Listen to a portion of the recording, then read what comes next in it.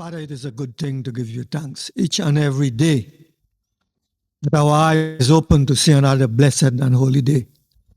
Father, we are glad again to be called your sons and daughters, your children. We are happy and glad to know that we have a Father who made us and made us to serve him only. Nobody else. Therefore, Father, we thank you as we come before your throne in the name of your loving Son, Yahushua, who loved us. Father, we thank you for this day of rest. We pray, Father, at this time that your holy presence will be felt in each and every one of our lives, wherever we are, from the four corners. Remember those that are sick, those that visiting us for the first time. We pray that thou may rest your hand upon the bodies of each and every one and heal them from the crown of their head to the sole of their feet. That all will lift up their hands towards heaven and give you thanks and praise. Father, we ask in you once again to rest your hand upon Brother Yona and complete healing him and all others that are sick. We pray for the teacher today, Brother Oshe, that I may speak to him through him. And don't forget Brother Yona likewise. Remember also Brother Kifa will be reading and Brother Mike. Father, we ask a blessing upon them as they read your words, that the words will come out fluently from their lips. And we all will receive and hear the words clearly. Bless the words. Guide and protect your children throughout the rest of the day. And if there is anyone that should not be on the internet today, we pray that I may remove them and allow your service, your teaching to come out fluently with power, and we all will receive all the blessings. Father, we love you and we thank you. We ask it through your Son Yeshua, we pray. Amen. Our Father, which art in heaven, Hallowed hallowed be thy name. thy kingdom come. Thy will Thy be will be done done on earth as it is in heaven. Give us this day our daily bread, and forgive us our debts, as we forgive our debtors. And lead us not into temptation, but deliver us from evil. Thine is your kingdom, the power, and the glory, forever. Amen. Well, Mishpachah, I want to say Shabbat Shalom to you again. To all that is hearing us today, we want to say thank you to the Most High and his angels for protecting us. You know, when Rabbi was talking earlier, I was thinking about the opportunity that all of us are blessed with. That opportunity is life. We are still alive, Mishpachah. Today, currently, regardless of how healthy we are still alive. And we are witnessing the words that the Messiah put in the mouth of the prophets and what he also quoted and said himself. These words are fulfilling before our very eyes. We should be grateful and thankful that we are still breathing and we're still witnessing and seeing the greatness that's happening around us. And I just want to encourage everyone to stay encouraged, regardless of circumstance or situation. The words that we have are alive, and they are the words that are keeping us from being destroyed. And in these last days, as things ramp up to get worse, stay encouraged, because the Most High's plan will come true, come to pass. Like I always say, we have to do what we're supposed to do, which is keeping the law, statutes, and commandments in love. Not like how Christianity pushes the love doctrine, but we have to keep those laws, statutes, and commandments in love. Okay? And the Most High is going to do his part. The examples are there for all of us to see, Mishpachah. Yeah. Take the book, take the time, read for yourselves. Amen. Read for yourselves. One thing the enemy has done, he has given us this idea of not wanting to read, that it's not good, it's boring. But the more you read the word, Mishpachah, the more amazing your life becomes. Because nothing can come up against you, nothing. So today we're going to go into part number 2 of Edom. We was looking at the life, we was looking at the character, we was looking at the prophecies and everything surrounding this particular nation of people called Edom. This is part 2. If you missed part 1, it's already uploaded on the channels that we have. Take your time, go back if you haven't seen it, look at it. And if you have questions, you're welcome to ask us by sending us any emails. We can go over and answer those questions. But this is part 2. We're going to continue. There's a lot of interesting things to cover, a lot of history, and we're just kind of compacting it so we can better understand how this whole picture is playing out and unfolding before our eyes, okay? If we understand the players on the chessboard, we'll understand the game that's being played that our enemies are putting out. Shalom, Kifa. Shalom, shalom. All right, Brother Kifa is going to be reading for me today, and then I have Brother Mike on standby in case we need so. Go ahead and start for us. Shalom, family. Genesis 36, verse 1. Now these are the generations of Esau, who is Edom. So again, we are identifying who these people are. Esau is Edom. Esau is a progenitor. He's the father of this nation that we call Edom today. And we're going to get into how the world, which is operated by the devil, Hashatan, Satan, the old dragon, the old serpent, all these different identities that he goes by. Him and his fallen comrades are using this particular nation to fulfill the prophecy because the Most High has put it that way. We're going to continue to see that. So as a recap, we covered Esau's birth and showed how his mother had a very hard time with the twins being carried within her. In part 1, we talked about how it was hard for Rebekah to carry those twins, the two nations that were fighting. And last week, a sister had asked a question. I'm going to answer it today about menopause, if that's also part of the curse that was given to Eve, as far as her having that pain and that travail. And yes, that is also part of the curse also. That's the back end of birth.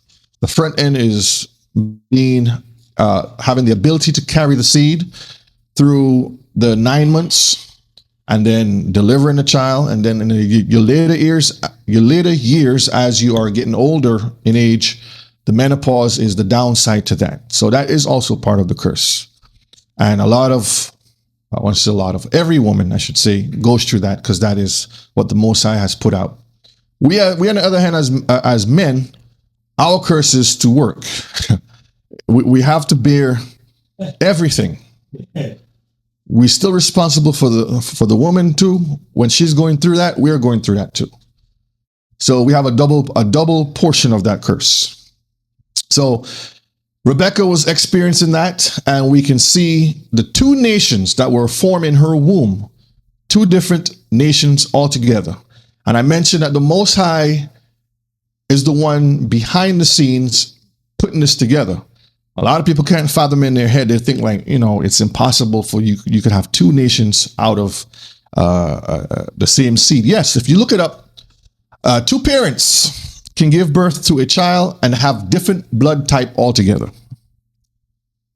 If the Most High can create earth out of nothing, he can create two different nations out of one womb.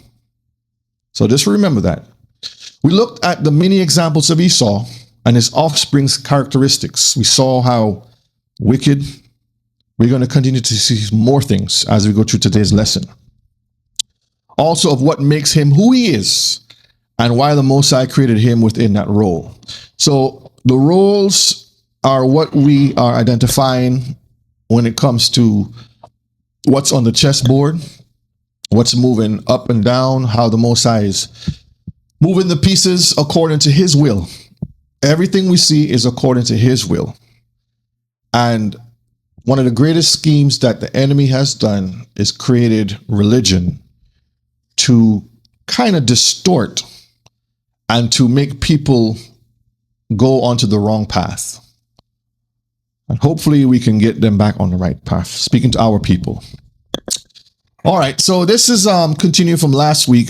I put this in here so we can get the essence of the backstory moving forward.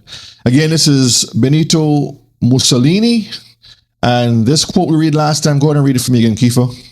The fascist government. The quote.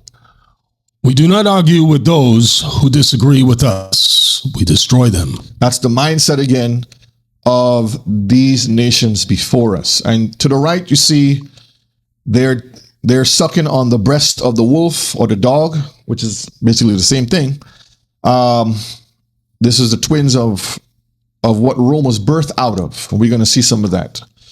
You're going to read that now. The fascist government of Benito Mussolini used the she-wolf as a symbol in various ways. In Old Norse texts, Fenrir wolf plays a key role during the events of Ragnarok, the end of the world. So they know what they're talking about when it comes to the end of the world. And one thing we're going to see, all of the witnesses that we see in our scrolls line up perfectly. There's no contradiction when it comes to the book of Jasher, Jubilees, Enoch, and the 66 books, along with the Apocrypha, which they call the hidden books. They all point and show Israel is the key, important, special, chosen people, and the rest of the nations play their role as far as bringing forth the prophecies that the Most High has put out. And one of the prophecies was prophesied by Daniel. Nebuchadnezzar had a dream about the golden statue, the great image with the golden head, silver, with the brass, and then interesting down to Rome, which was iron, and then later on iron and part clay. It's all right before our eyes. Rome, iron. Rome rusts. This is why we have that particular verse says, never trust your enemy. As iron rusteth, that gives us a clue who it's talking about. And then clay, majority of clay, when you deal with other nations and how they are surrounded, we can look at it from many aspects. Buildings that are created where you have steel structures going up today. These structures that roam through the seed all the way down to Europe, America, and all these countries that are in power today, they're going around destroying and building up their kingdoms. You want to say something, Rebbe? Yeah, just a couple of things on the Roman aspect. First, you touch on a point that I think needs to be brought to the forefront, which is, when the Bible says in the book of Daniel that the last kingdom is going to be, and I'm sure you're going to cover that too, which is Rome. And that's the same kingdom of Esau that has been noted as Rome. It's interesting how it says that the statue has iron and clay mixed together. Isn't it funny how most of these building constructions that you see, almost all of them that build a Western and modern world, is made from concrete and iron, steel? Isn't that interesting how all that's coming together? But again, I want to go over that fascist thing there with Benito Mussolini. So these people have a history that speaks about the history that the wolf, the she-wolf, is a symbol of Rome. And it's funny how, okay, if it's a symbol of Rome and the Bible says that Rome is the last kingdom that's going to be on this earth, and everything that comes out of Rome, the various countries like America and so forth. It is funny how they said that the legend with Ragnarok, that's the Norse, that Fenrir, the wolf, the Fenrir wolf is a she-wolf, right? It's a she-wolf. And the Bible spoke about this woman riding the beast and all that stuff. And this she-wolf is supposed to be coming out, according to the Norse legend, when the world is ending, right? And so when you look at, as you've shown here for the Mishpachah, the Capitoline wolf, And every government has a capital. For some reason, it all looks like the same one that's in Rome, the Vatican. Yes. We went over this many times before, but for those who are new, when the Bible tells us certain things, you better believe it. It's fact. So what they try to do to hide things is create what you call legend. So you're not going to pay too much attention to it. You're going to think, that's just folk stories. But when you look into the legend, it lines up even with the book of Joshua. I think Brother Shea is going to cover that too. And you see those two characters, Remus and Romulus. There's a legend. And when you read the book of Joshua, you'll see how there were two particular individuals who rose to power. One is the son of Esau, which took over southern Europe, Italy, Greece, those places around there. And also shared at some point in time power with another. And so I'm not going to say too much. I'll let Brother Shea do the class. But as you can see, the people know who they are. We need to be able to trust in the Most High and believe His word. Hallelujah. Thank you, Rebbe. Yes, Mishpachah. Even though, you know what's funny? And this is just for, I guess this pertains to the remnant, because no matter how much evidence we put out, we could have the person saying, yes, I did it. Our people won't believe it. They still look at you and says, nah, that ain't true.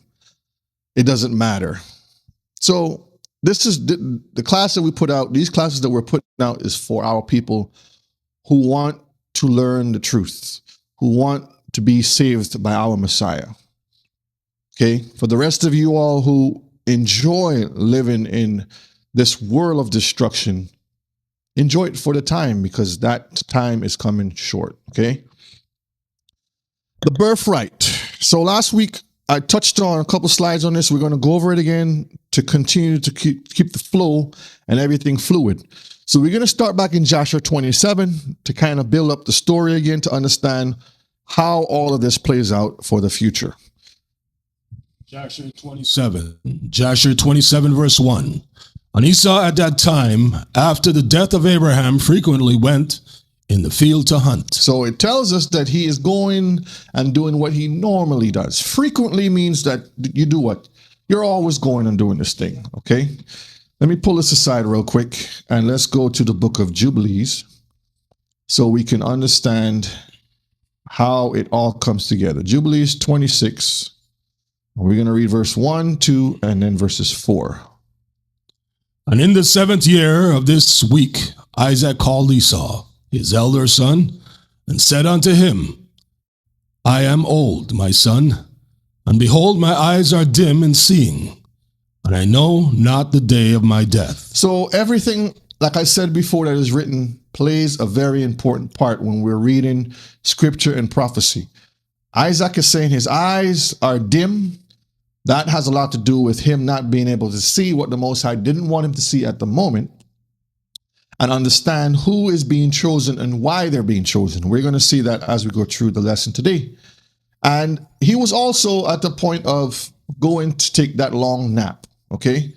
And he wanted to pass on his heritage to his favorite son at the time. Verse 2. And now take thy hunting weapons, thy quiver and thy bow, and go out to the field and hunt and catch me venison, my son, and make me savory meat, such as my soul loveth, and bring it to me that I may eat, and that my soul may bless thee before I die. Now, all of this again is important. Esau is going out frequently to hunt. So he has his tools. His tools is always a bow and an arrow or a sword. These are the three things that surround him, because when he was blessed, later on as we're going to see, he's blessed with the sword.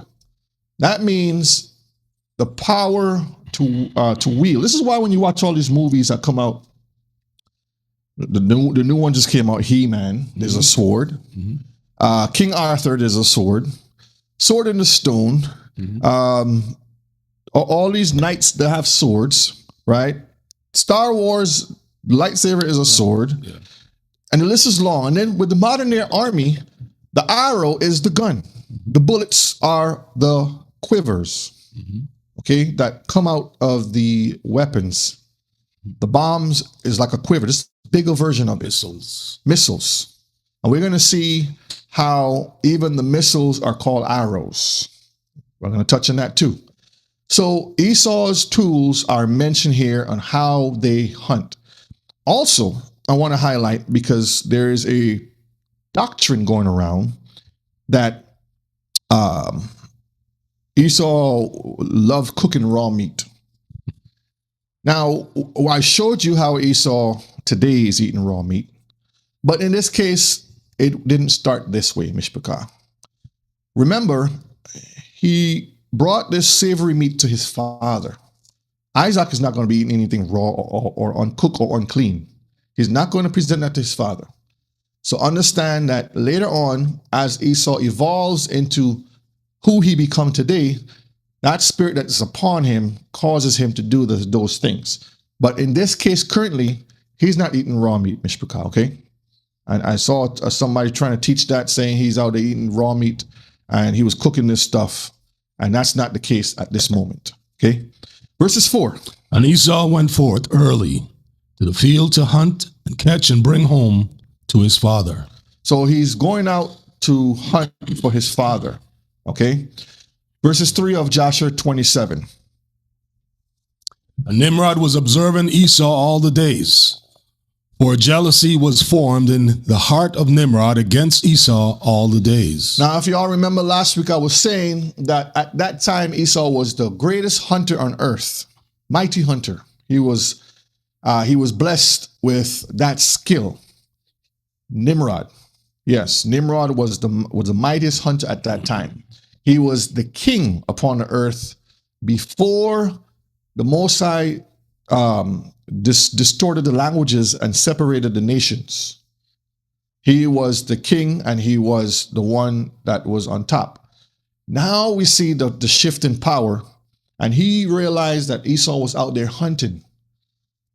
When you talk about observing, it's the reports that were coming in from all around the countries.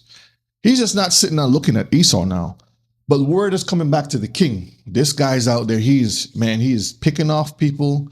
He's killing stuff. He's setting up traps. He's dangerous. He's a very dangerous individual. And Nimrod saw that. Verse 4. And on a certain day, Esau went in the field to hunt, and he found Nimrod walking in the wilderness with his 2 men. I also mentioned that the hunter is being hunted. A lion is looking at a cheetah, which is looking at a gazelle. And the gazelle are everyone else on the board, whether it's an actual animal they're hunting or people that they're hunting, taking over countries, taking over territories and governments. You see, Nimrod was the one doing this on a smaller scale. Esau was coming up to do it on a grand scale. Verse 5. And all his mighty men and his people were with him in the wilderness, but they're removed at a distance from him. So they're out there doing their thing. And they went from him in different directions to hunt. And Esau concealed himself for Nimrod, and he lurked for him in the wilderness. So it's giving us a lot of information here. As a detective, we have to pull those clues out. Esau, first of all, concealed. The enemy loves to conceal. They're going to hide. And that ability of hiding is taking some of the truth. Yes, Father, hear you. That's some beautiful thunder in the back. I don't know if y'all heard that. Esau is concealing. He takes some of the truth and mixes it with a lie. And if you don't know what is truth from a lie, you will be deceived. This is what you call painting your face, changing your identity to blend in with the surroundings. So he concealed himself from Nimrod, and he lurked. That means he's stalking. He's in the corner peeping through the bushes. He's observing. He's taking note. He's taking down all of your activities, whether it's on Facebook, whether it's on social media, by collecting data, your behaviors. He's been doing this. The wilderness is the world. This is what we're dealing with today. So he is over here looking at Nimrod, hunting, and he's taking note of that. Verse 6. And Nimrod and his men that were with him did not know him. And Nimrod and his men frequently walked about in the field at the cool of the day, and to know where his men were hunting in the field. So Nimrod and his men were with him and did not know it, because Esau was hidden. Esau was hiding in the bushes, and he was stalking Nimrod. All right, let's go to the next slide. Jasher 27, verse 7. And Nimrod and 2 of his men that were with him came to the place where they were, when Esau started suddenly from his lurking place, and drew his sword, and hastened and ran to Nimrod, and cut off his head. So he caught them off guard. These are Nimrod's bodyguards, and they were not paying attention to the surroundings. We can speculate and say they could be doing many things, but they were not paying attention. And Esau came out from his concealment. We see those movies where somebody, remember Arnold with the movie Predator? He's laying in the mud. He's all painted up. You see his eyeballs looking up at you. You're just laughing.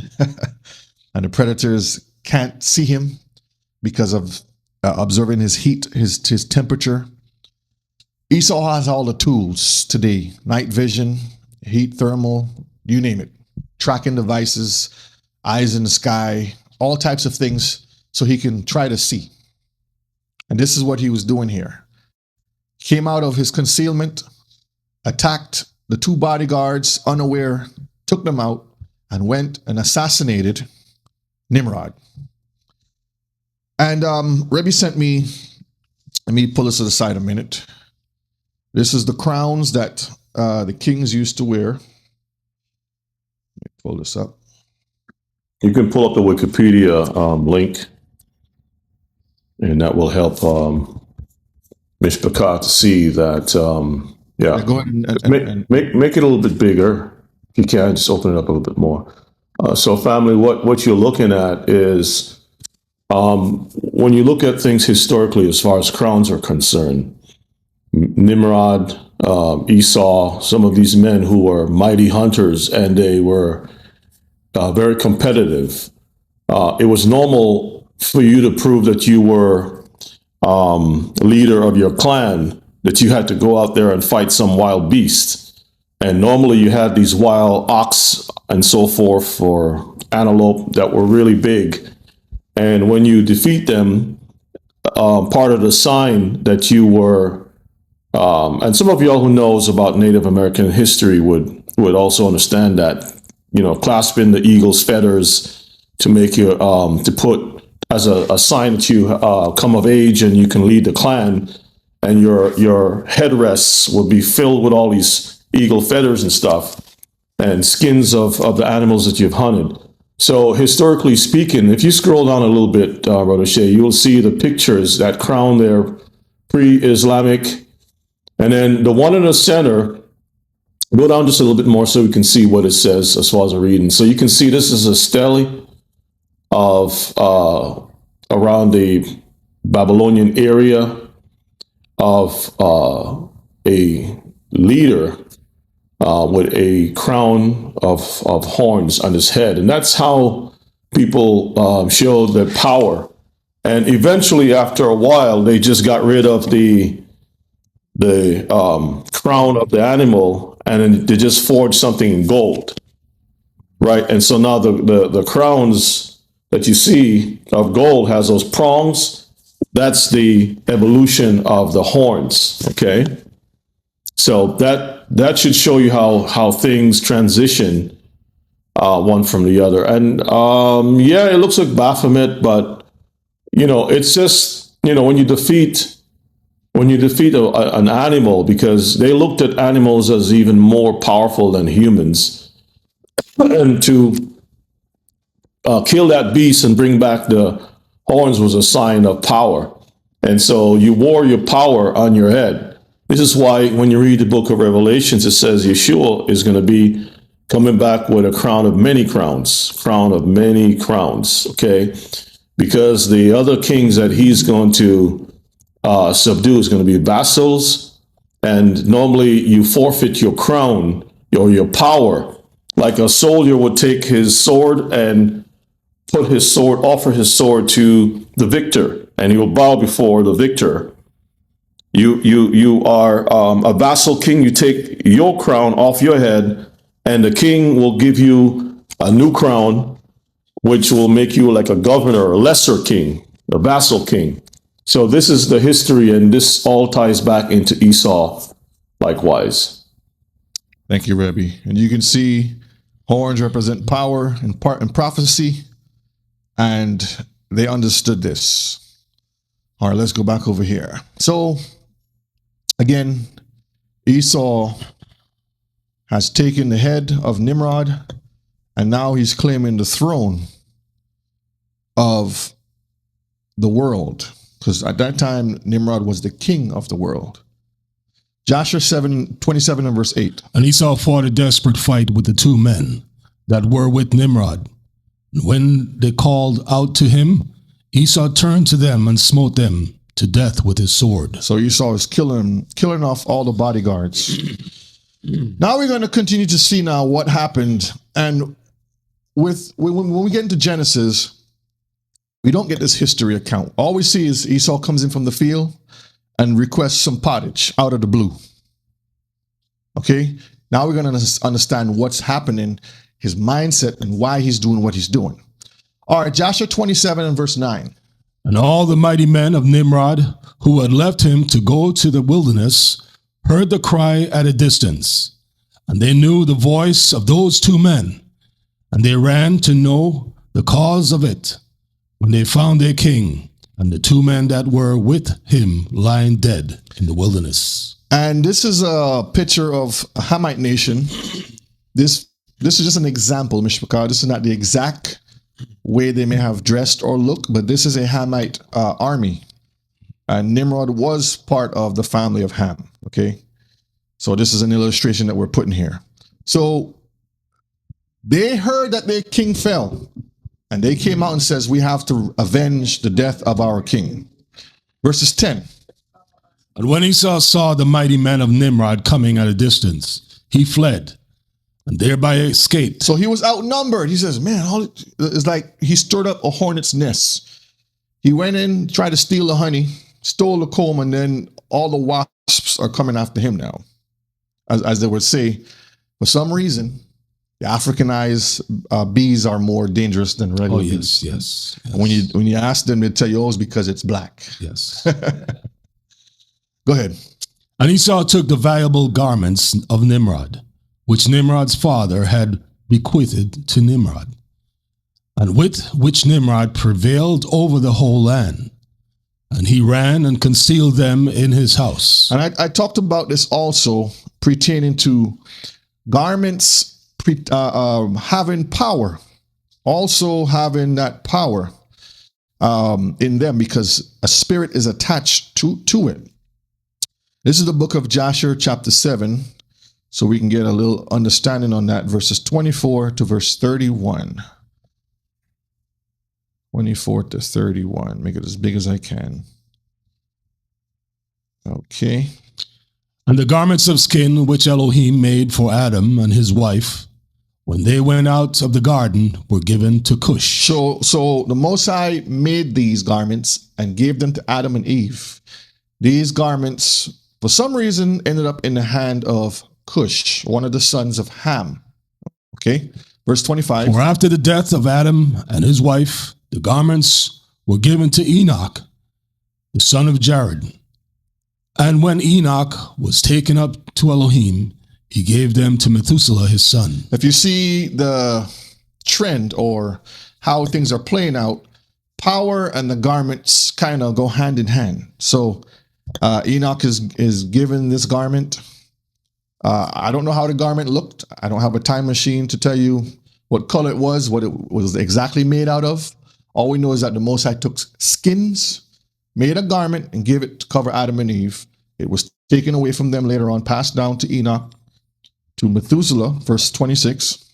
And at the death of Methuselah, Noah took them and brought them to the ark. And they were with him until he went out of the ark. Okay, 27. And in their going out, Ham stole those garments. So we see that Ham stole the garments now.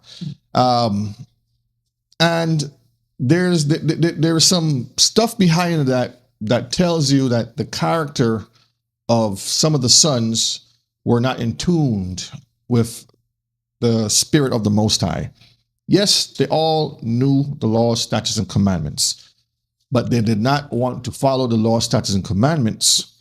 This is why Ham, the family of Ham, wasn't chosen, or the family of Japheth wasn't chosen. But the family of Shem, through Abraham, Isaac, Jacob, and we know where the story goes from there. So Ham stole these garments from Noah, his father. Jasher 7, verse 27. And in their going out, Ham stole those garments from Noah, his father. And he took them and hid them from his brothers. So you know what he was doing was wrong. 28. And when Ham begat his firstborn Cush, he gave him the garments in secret. And they were with Cush many days. So this is how Cush got them. And now Cush is going to pass it on. Let's read verse 29. And Cush also concealed them from his sons and brothers. And when Cush had begotten Nimrod, he gave him those garments through his love for him. And Nimrod grew up, and when he was 20 years old, he put on those garments. And Nimrod became strong when he put on the garments, and Elohim gave him might and strength. And he was a mighty hunter in the earth. Yea, he was a mighty hunter in the field. And he hunted the animals, and he built altars, and he offered upon them the animals before Yahweh. Because Nimrod also had the law, statutes, and commandments. And before his heart was turned, he followed. As you can see, the Most High gave him the might and strength because of those garments. This is why today a lot of these nations are looking for the fountain of youth, which ties back all the way to Eden, the cup of life, which they say is the cup that Christ drank from, different tapestries and cloths and things that the apostles and disciples and Moses wore, and all these different men of power wore, that were given to them from the Most High, staves and crowns and whatever it is. They're trying to find relics and apparel which has some spiritual attachment to it, because spirits can attach themselves to certain things, objects. That's where you get the term familiar spirits from. Okay, so this is not science fiction that we would call it today. This is a historical record of why these people are doing these kind of things. And family, you have to realize and understand that when someone come to you, a pastor or minister or someone telling you that you don't need the 66 books, you only need half of it, which is the New Testament, or you don't need the New Testament, stick with the Old Testament. This is a understanding that you have to see that without this information that we're reading here in the book of Jasher, Jubilees, and the Apocrypha in itself, things are not going to be complete. It's like the clothing without the sword and the sword without the clothing. One cannot be without the other. How can two walk together? And this is the thing that we have to understand and realize, that the Most High is opening up our eyes and a vision to see what is there to see. And mostly everything that's hidden is usually in plain sight. I'm just going down here to pull something out. Let's read verses 44 down to 40 downwards, and I'll stop you. And Nimrod dwelt in Shinar, and he reigned securely, and he fought with his enemies, and he subdued them, and he prospered in all his battles, and his kingdom became very great. So those enemies are his other siblings, cousins, and family members from Ham, and also from Japheth, and some from Shem. And we're going to see that as we go down. Verse 45. And all nations and tongues heard of his fame, And they gathered themselves to him, and they bowed down to the earth, and they brought him offerings, and he became their Lord and King. And they all dwelt with him in the city of Shinar, and Nimrod reigned in the earth over all the sons of Noah, and they were all under his power and counsel. He was the mightiest man at that time. What's interesting here, Mishpachah, is they all spoke the same language, but they were all different nations. Now we're going to see verse 46 confirms that. And all the earth was of one tongue and word of union. Meaning they came together. But Nimrod did not go in the ways of Yahweh. This is where he changes, okay? And he was more wicked than all the men that were before him from the days of the flood until those days. That's all we need. You can continue reading the story on your own, of the historical records to see his character. You want us to read verse 47? Okay, go ahead and read verse 47. And he made gods of wood and stone, which are present today. And he bowed down to them, which are being done today. Nothing's new under the sun. And he rebelled against Yahweh, and taught all his subjects and the people of the earth his wicked ways, as the media does today. And Mardon, his son, was more wicked than his father. So the generations that come after becomes even more corrupt. This is Joshua 7. And we read from verses 24 downwards all the way to 47. Okay. All right, let's go back over here. So Mishpachah, we see that Nimrod was that man. He had those garments, and now he no longer has that power. He's dead. He was assassinated, and Esau is now in power and has those garments. And the reason why you keep seeing the word concealed, hide the garments, is because those garments have some significance, of importance, of power behind of it. And you just don't leave anything of power lying around. Concealed. Okay? It's hidden. They don't want you to know. It's like this. This is why superheroes wear capes and costumes. They have to put on a certain apparel in order to represent that character. They just don't come out and says, Hulk turns green, his pants turn purple for some reason.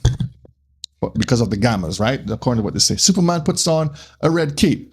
Batman puts on that mask with the horns. Every character that you see that Esau has created hides behind concealment of a garment that has power in it. Let's continue. Now, let's see who the real thief is. We're going to get into the birthright now. Who's the real thief? That's the question. Joshua 27, 11 and 12. And Esau took those garments and ran into the city on account of Nimrod's men. And he came unto his father's house, wearied and exhausted from his fight.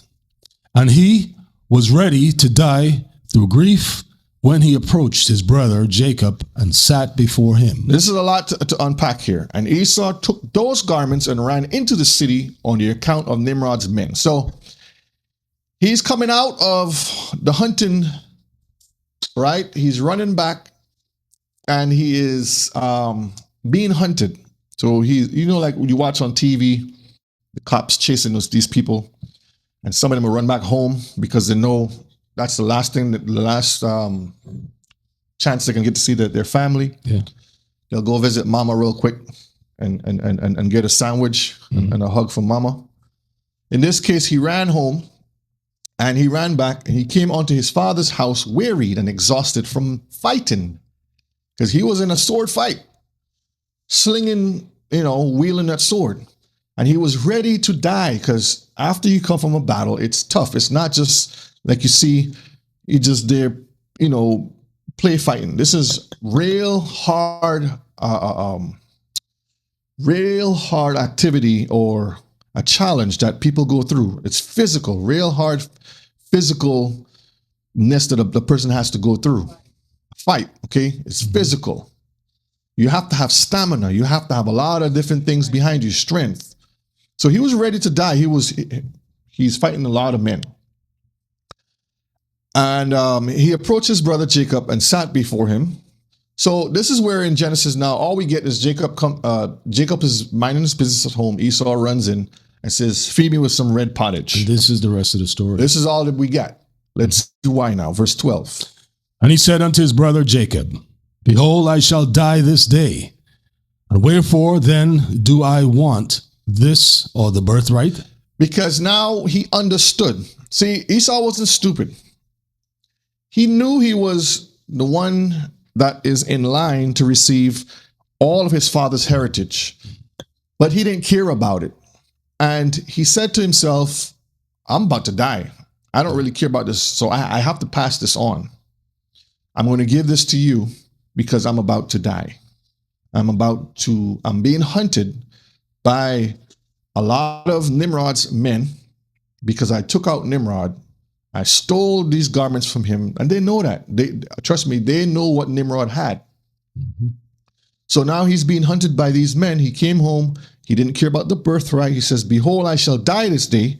And wherefore then do I want this birthright? Why do I need this birthright? Continue. And Jacob acted wisely with Esau in this matter. Jacob was like, okay, I understand what this birthright means. Because I've been the one studying the Torah. I've been the one learning the law, statutes, and commandments. I've been the one that was instructed by Grandpa Abraham, because he's been teaching me too. Continue.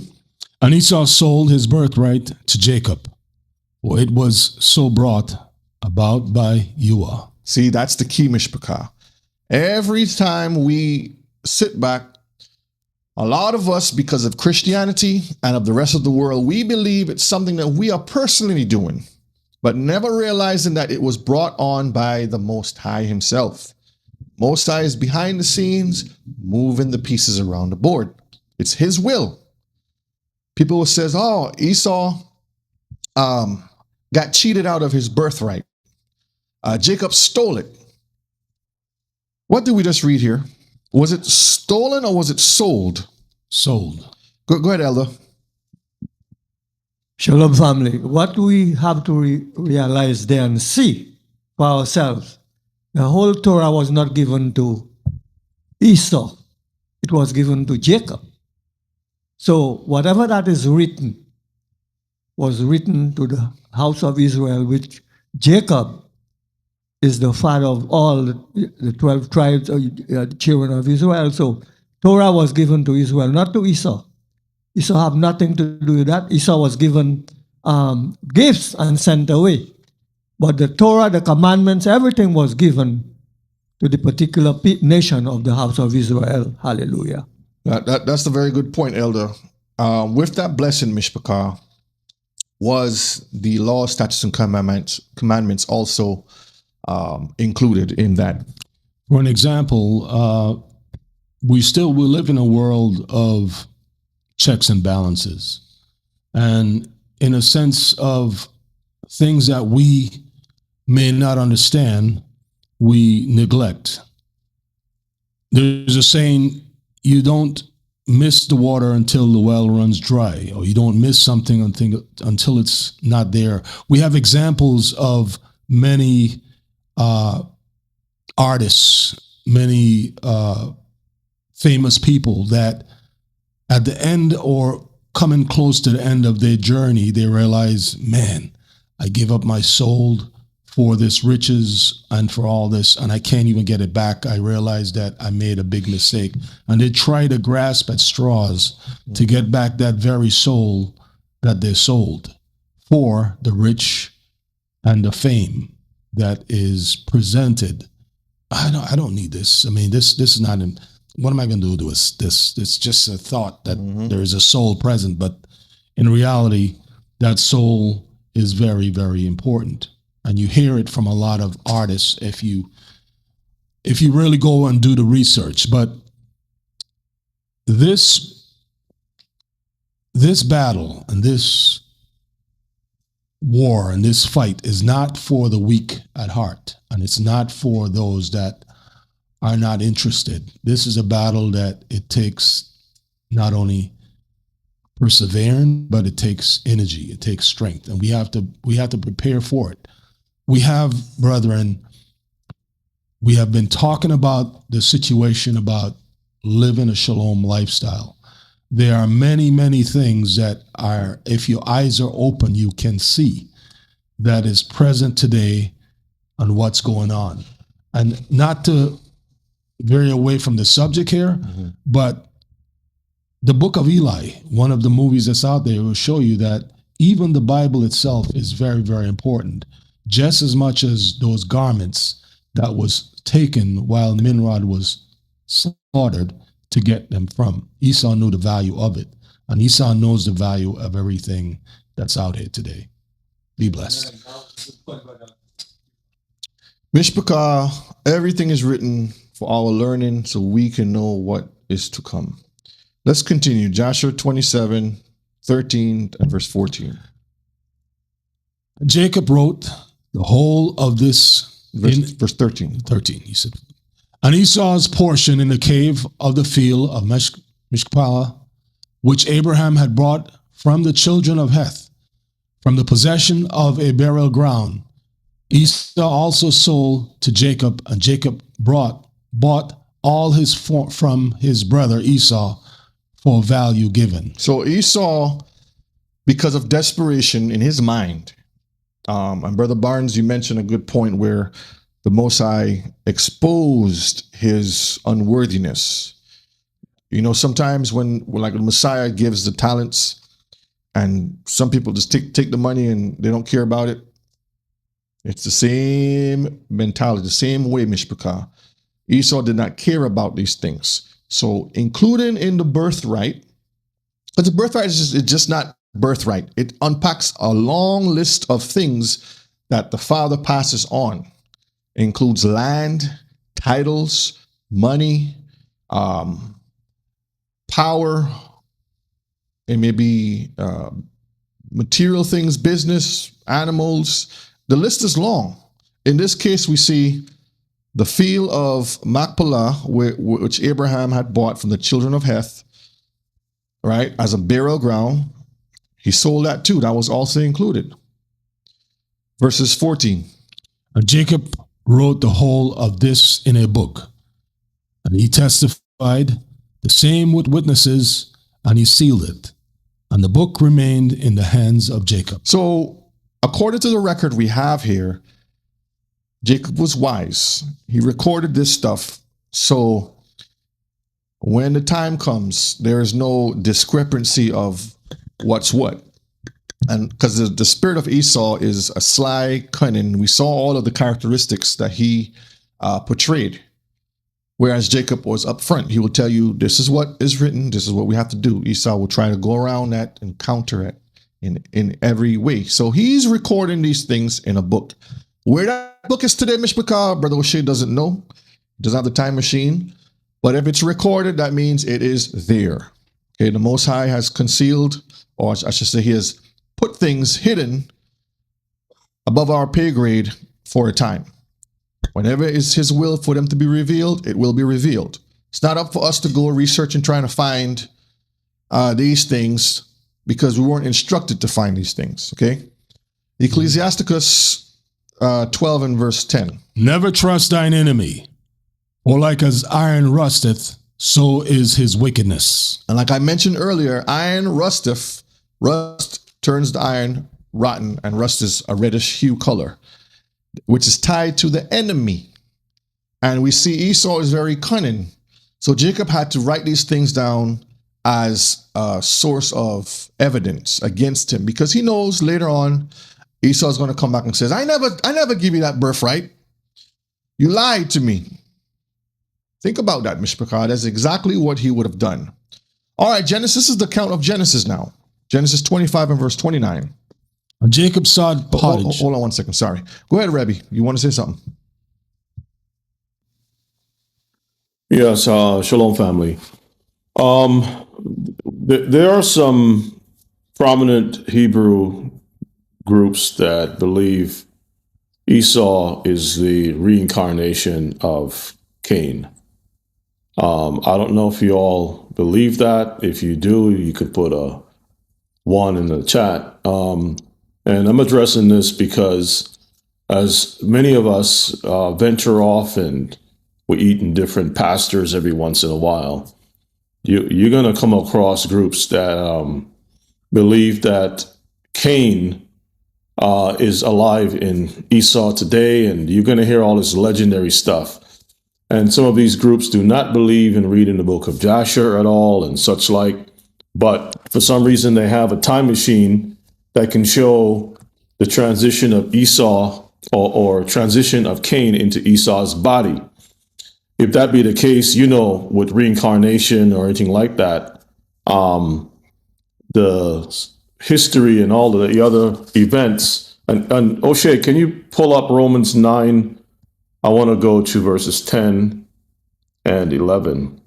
Because, family, if that be true, then how many times can a person be reincarnated? Because some of these groups, they teach reincarnation so strong that they themselves believe that they are the King David reincarnated and all kinds of stuff. So it says in Kifa, if you can read for me, please, Romans 9, verses 10 and 11.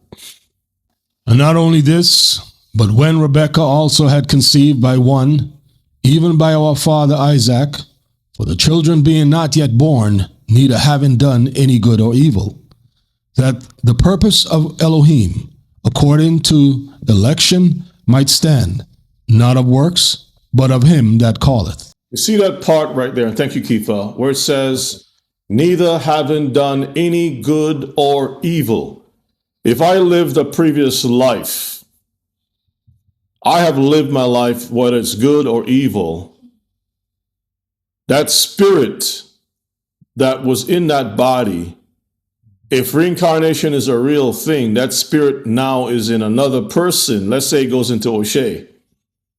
So what how do you explain that? So O'Shea's going to have to account for his past, for a past life of something he had nothing to do with, no control over, a life someone else lived in wickedness. And now O'Shea has that in his body. I guess he's going to have to give an account for both the life of some person before and also the life that he's now living. Brethren, this stuff makes no sense. The Bible says, according that the purpose of Elohim, according to election, might stand, not of works, right? Not of something that was done beforehand, right? Because if they're saying that Cain is reincarnated into Esau, that's why Esau is wicked, that means that there's works that was passed on to the next. It's not even about the Most High just designating Esau to be a vessel of dishonor. So does that make any sense at all? I mean, I can elaborate on that. I just don't want to take up a whole lot of time. So, excuse me, when you hear all this stuff, you have to wonder what soup they're drinking from, what wine, what time machine. It's really crazy, and it goes on. I just leave it at that. So, brethren, just be careful, all right? Careful with some of the doctrines that these brothers put out, okay? They would read the Bible where it says how things are supposed to be, and they will throw that in the garbage, and they'll create these legendary stuff that is not even in the Bible. Yep. Brother Jerry Blackwell, that's a very good question. Why would Elohim have to reincarnate people? What's the purpose of that? Let me put it this way before we move on. If we haven't read about it in the Word, then it's not for us to go digging and looking for, okay?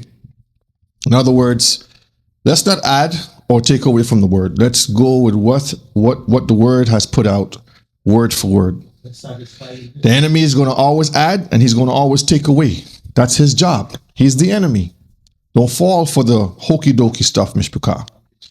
Now look at this picture over here. Beautiful meal. Kiefer, you can make something like that? Oh, yeah. I mean, Jacob made it, right? That's easy. Beautiful. That must have tasted really good. Jake is the one cooking this stuff now. All the spices and herbs, get some fresh lamb or venison, whichever one it is. And he's making with some red lentils, this beautiful pottage. All right, verse 29 of Genesis 25. And Jacob sawed pottage, and Esau came from the field, and he was faint. So Jacob is there cooking up this beautiful stew, and Esau smelt it. Boy, that smells good. Comes in, and now what happened? Verse 30. And Esau said to Jacob, Feed me, I pray thee, with the same red pottage, for I am faint. Therefore was his name called Edom. That is interesting. It highlights red pottage. This is why his name is called Edom. Red pottage, Mishpachah, it's written right there. Esau said unto Jacob, Feed me. I'm hungry. I've been out there battling, killing folks, stealing things, titles, items, and I'm about to die. I'm hungry. I don't want to go out on an empty stomach. Give me my last meal. I want the steak, the potatoes, I want it all. But in this case, Jacob's making that delicious pottage. But why is it saying the same red pottage? Why could it just say, give me some food, give me some pottage? Red pottage, for I am faint, therefore was his name called Edom. Verse 31. And Jacob said, Sell me this day thy birthright. So see, Jacob says, when we go back over here, it says Jacob was wise. Back up to this one here. Jacob acted wisely with Esau in this matter. And Jacob said, Sell me your birthright. So Esau sold his birthright to Jacob. This was brought on because the Most High wanted it to happen this way. This is all information we have. So we go back to Joshua, we fill in the blanks. So people, Mishpachah, have been saying this. Why is Jacob known as the deceiver? Is Jacob a deceiver? No, Would y'all say Jacob is a deceiver, Mishpachah? did not deceive him. Brother Barnes said a supplanter. That's correct. Actually, A deceiver. Go ahead, Rebbe. actually, as far as even the part where the blessing came to Jacob, that was his mother's doing. That had nothing to do with Jacob. He didn't plan that thing. You might as well say that Rebecca is the deceiver, right? But no one says that. They always drop that on Jacob's lap. But remember last week also, within actions that she did, whether you want to call it deception, she was instructed to do that. Remember, Abraham told her, because he foresee all of what was going to happen, he told her, I want you to take care of Jacob. This is what you need to do. Make sure he gets the blessing. So she was being obedient to the word of her patriarch, which the Most High was the one behind the scenes, making him tell her that, allowing her to be the one to do those things. So can we say it's being deceivable or being deception? No. Read that for me, Keith. For many people, Many people consider Jacob an arch deceiver who stole his brother Esau's birthright, then cheated him out of his rightful blessing. Certainly, Jacob was not perfect. He was a flawed sinner. that's what they say. He was a flawed sinner. Yeah, So Jacob was in the tents just sinning. yeah. Do we see that, Mishpachah? Do we read anywhere where he was a flawed sinner? We don't have a time machine to know if he was out robbing and thieving or anything. What was recorded was he was keeping the Torah, he was learning, he was reading and writing, he was being obedient to his parents, he was being instructed. That's what we have. So where did they get this that he was a flawed sinner? Yeah. That's them adding to the word. Okay, continue. Like all of us, and like everyone in the Messianic line. See, they get the point where they take the verse where it says all have sinned. But what does that really mean when it says all have sinned? It has nothing to do with this part right here, Mishpachah. That's something totally different. Let's look at Jubilees 26 and verse 30. Jubilees 26 and verses 30. From the accounts of what we read, I can't understand why the word deception came in play, because he was cooking. It wasn't like he pre-planned or knew from what I read, what I've read, and what I've understood, that Esau was going to come and ask him for any food. He was cooking for himself. Esau showed up hungry, and he fed him. He only say, well, with just weights and measures, I'll give you this, you give me that. And he accepted those with wholeheartedly not caring for anything that Elohim or his father instructed him. He only wanted to do what he wanted to do. And that's what I gathered. But 2018, 2019, 2030 organizations or Catholics or Jehovah Wickedness or whatever would tell you something different, because they're trying to find a way for Esau to enter, but there's no way. You see, Kiefer, deception only happens with dishonesty. And Esau was the one being dishonest. This is why he would say those words, oh, he deceived me. But deception only happens in disobedience and dishonesty. Where did Jacob disobey? We don't see it. Where was he dishonest? We don't see it. So deception never happened by Jacob's standard. It was an even, you give me this, I give you that, because he saw what was happening. And the Most High is the one behind all of this, that exchange. So Jacob wasn't a deceiver, and he never deceived his brother.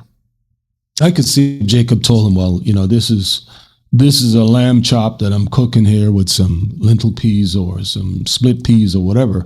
And then Esau bite into it, and it was a tofu lamb. Tofu, you know, that in itself is deception, but I can't see it being deception. But that's a slander that happens with the enemy. They like to slander your good name because they're trying to get a one-up on you. All right, let's look at, go ahead, Ella. Yes, thank you, Brother O'Shea. You know, when you look at, the Lord said, do not add, don't take away, leave my words, because he is the one who make it. He write it there. But Christianity always adding and taking away, and always find stories to entertain people. But the scripture is to leave it as Elohim has put it, had placed it. So that's all about it. Don't change it. Don't take away from it. Just leave it alone. All praises. That's right. All right, let's look at Joshua 26 and verses 30. Let's get the account on that now. And he said unto him, thy brother came with guile, and hath taken away thy blessing. And he said, now I know why his name is named Jacob. Behold, he had supplanted me these 2 times. He took away my birthright, and now he hath taken away my blessing. Did we see Jacob working in guile? What does the word guile mean? Anybody in the chat? Deception, right? Jacob did not work in deception. It was an even exchange. Look, man, you say you want this? I'm making this delicious meal. All right, what you got that I can have? And that was it. That was the end of the story. But again, he tried to slander his good name. This is what the world is putting out. Okay. Let's look at Genesis 25 and 34. Then Jacob gave Esau bread and pottage of lentils. And he did eat and drink, and rose up and went his way. Thus Esau despised his birthright. See, so the information that we have, Esau despised. He didn't want it. What does the word despise mean? Read that down there for me. Despise is a past tense form of an objective meaning, hated, detested, or viewed with deep contempt and disdain. So he hated, he detested his birthright. He viewed it with deep contempt, meaning he didn't want it. He didn't care about it. So it had no value to him. Therefore, he says, you can have the birthright. But after he sat down and he went over his life, I guess his life flashed before him after. He says, wait a minute. The birthright was linked to my blessing. Oh, man, I need to get that back. Go ahead, Emma. Shalom, Shalom. brethren. If you look at it on Esau's direction, Esau know that he has to wait till his father died to get all the blessing and everything. Yep. And then the blessings come before he died, because he knew he was going to die. That's what he thought. But the other half was to get all the rest of riches and everything. Yep. So and he looked at that and he said, why should I wait so long? Another thing is that he felt like the people that was chasing him would find him and kill him right away. Yes. Yes. So that's two things we have to Yep. look at. That's why he tried to get rid of the birthright and said, make no sense to have it. That's right. Thank you, Ima. Now, Mishpachah, can one of y'all find for me? It is in the book of Jasher. I didn't put it here, but it came to my mind. I want to mention it, where Esau is doing a transaction. I don't want to use the word deal. A transaction with Jacob, and Ishmael is present, and some land and some stuff is being bartered back into the equation. And Esau mentions, I'm just paraphrasing, don't trust Jacob because he steals stuff. Do y'all remember where that's found in Jasher? When y'all find it, just put it in the chat. I'll bring it up then. Because it's important. When certain things come up, we have to make the connections, okay? To see the characteristics of what we're dealing with. This is nothing new. Hebrews 12:16. Lest there be any fornicator or profane person as Esau, who for one morsel of meat sold his birthright. Even in the other witness of Hebrew, the book of Hebrews, we see that it is mentioned that Esau sold his birthright. So where is the stealing happening? Who's stealing what? The evidence is there, Mishpachah. Esau never got his birthright stolen. He sold his birthright. Jacob never stole anything. He bartered it. Morsel of meat. Now let's look at a video of Esau complaining about his birthright. Let's look at this. This is very interesting.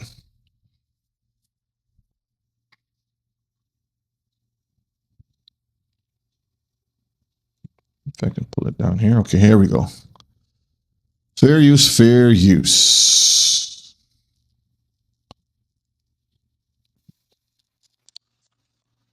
Hello, everyone, and hello, God. This is Daniel Mayo. Hello, Jesus. This is Daniel Mayo. I have an announcement to make that I should have been doing all this time, but I didn't know that I had to do it. So basically, here it goes. Jesus, I want my birthright back because I'm a descendant of Esau. I am a descendant of Edomites that rejected their birthright. So I will do anything that you want me to do, that you demand me to do, to get my birthright back. All right, Jesus? All right. And this is a short video, okay? I'll be done now, okay? Bye. He is. That's an earnest request to Caesar Bourget, which will probably get him some direction of where he wants to go, which is right with where Caesar Bourget is going. I don't think the Most High will care about that, but it brings me to another understanding that I've heard, and I've known someone to have done this, to be in disdain or detest their own parent, because they were like, I wish I wasn't born in this family because I'm poor, or I don't have this, or why do I have to be in this condition? But the Most High knows why we are where we are and why we are in this position that we are in. And the most valuable thing, and most people may think, well, it's gold, or it's fame, it's fortune, it's money, it's food. The most valuable thing anybody could give you in this world is their time. Their time. It takes a mother time to keep and build that child in their womb.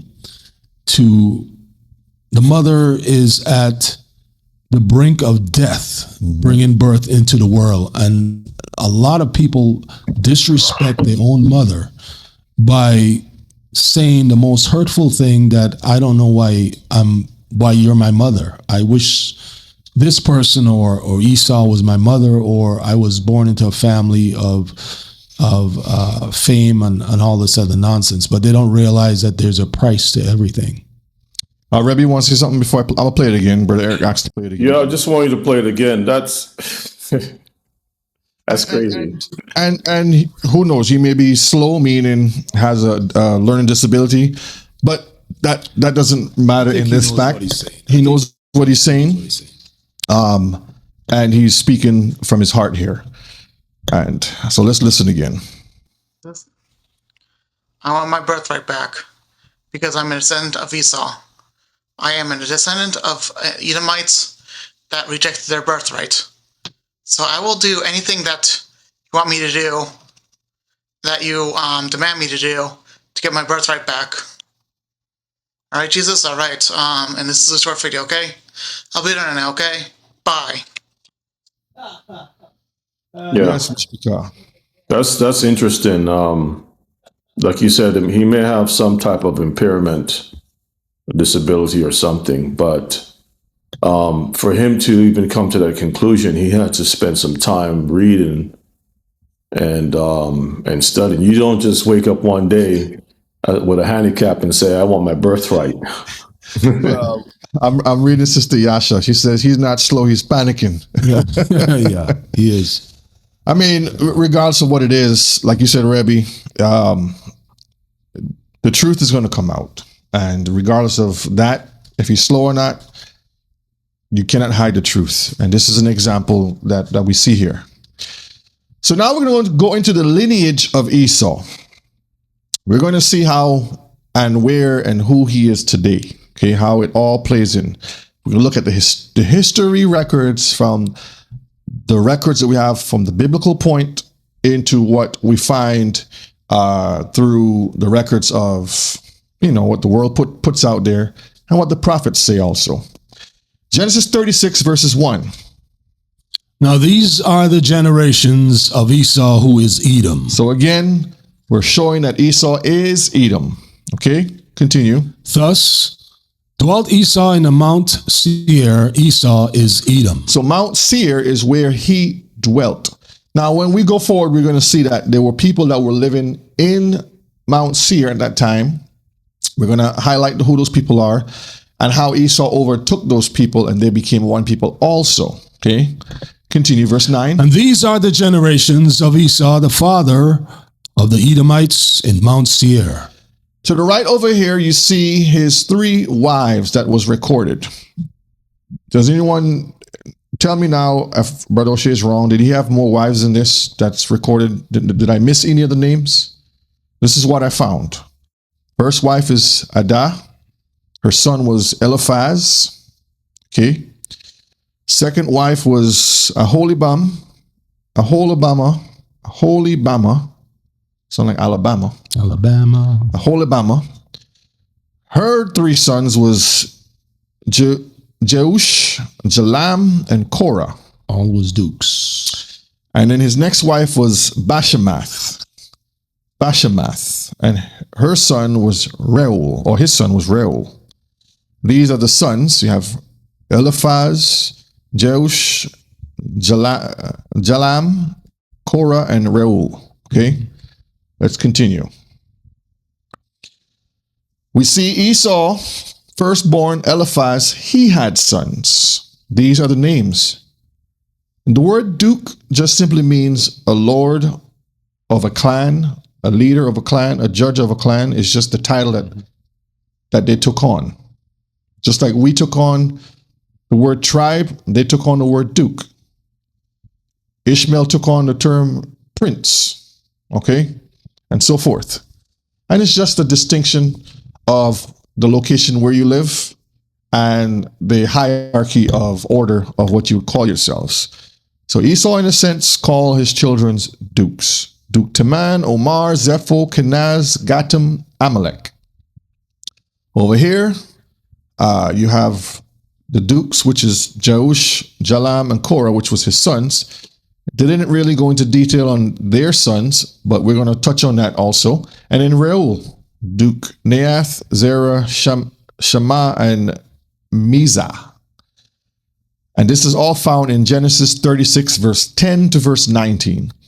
Now look on the screen, you see coat of arms. What's interesting is Majority of the coats of arms have three things in common. It has a man, a wood wooser with a club. There's either a lion Bamboo. or a dragon, and then there's some sort of bird, whether it's an eagle, vulture.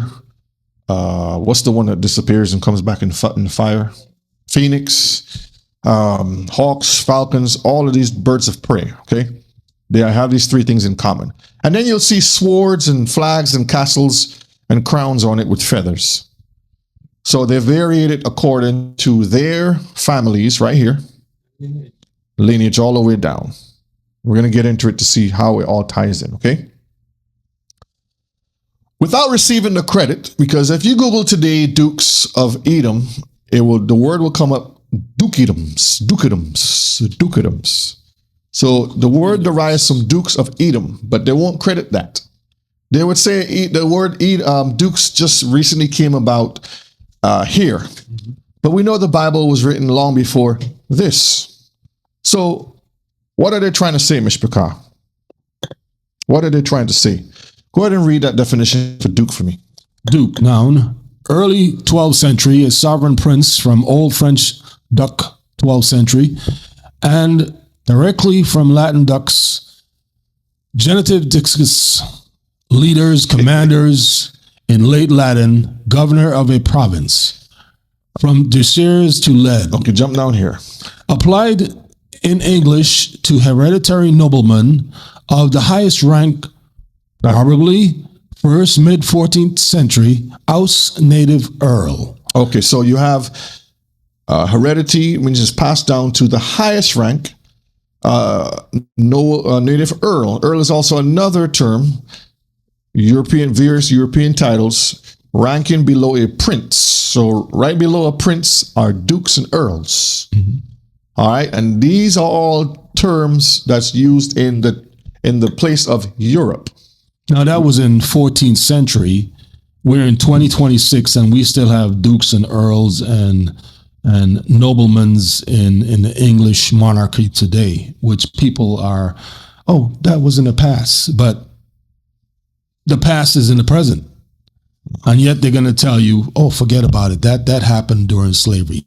Just forget about it. That's not important. Mm-hmm. But what's important to them is important to them, not important as far as it comes to us. That's right. Rebbe, you want to talk on this here? You want to say something on this? Yeah, you mentioned about the earls being a duke. That's just different terms for the same thing. And this picture here is showing a coat of arms for an earl. And you can see the picture. If you can blow it up a little bit more, just go to the picture itself. And you can see who's depicted here with this earl crescent. You got two cave wood wooses, cavemen with clubs, right? And that goes right back to Esau, right? The wild man. And you can see the clubs are spiked. You got the crown that we talked about. Mm-hmm. There goes the beast with the little Greek and around him. And Brother O'Shea, real quick, we don't have any historical records of lions being in England or even in Europe, to my knowledge. So the only one who have a background of being or coming from a place where there were lions is Esau. If your lineage came from the Middle East where lions ruled in Rome, and you migrated into Southern Europe and set yourself up as a king, you're going to put all them different historical pieces onto your family tree, your family crescent, and then the evolution of things is going to be, okay, my family crescent, I'm going to have all these lions and stuff. But there's it's not even a saber-toothed tiger or something. You know what I mean? Something prehistoric. It's a lion that they have. And there's no lions over there. It makes no sense. That's true. I remember you always mention that. Well, yeah, of course they have it now, Ema, in the zoos. Let me look at something here. I think let me see if this is the one here. This is Joshua. Let's Go to the book of Joshua. Where's that at? Joshua 27, someone said. 27. Let's see if this is the one I wanted here. No, not this one here. Not this part here. There's in the book of Joshua. This is later on. This is when Abraham with Esau and Jacob and Ishmael, and they were talking about, I guess, getting some land or something. I can't remember off the top of my head correctly. Some land. They was talking about land and some blessings and getting some other things.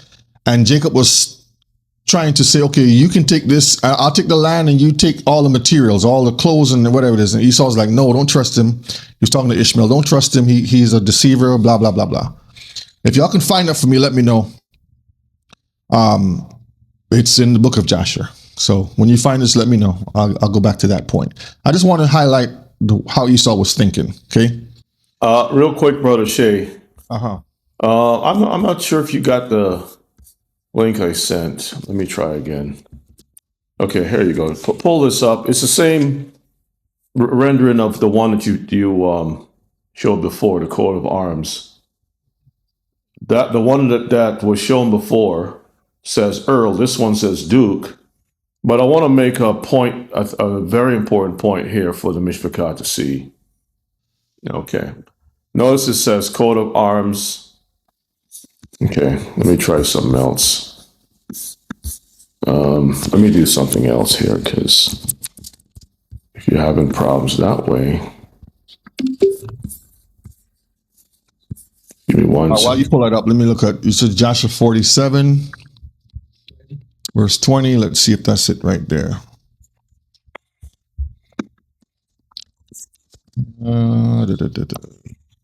Okay. Yeah, I think this is it here. Yes, this is it here. So when you read chapter 47, you can start from like verses, you don't have to read Kepha. Y'all can start from verses 17. Actually, from verses 15, it talks about when they was trying to, divvy out possessions, cattle, materials, clothing, land, different things like that.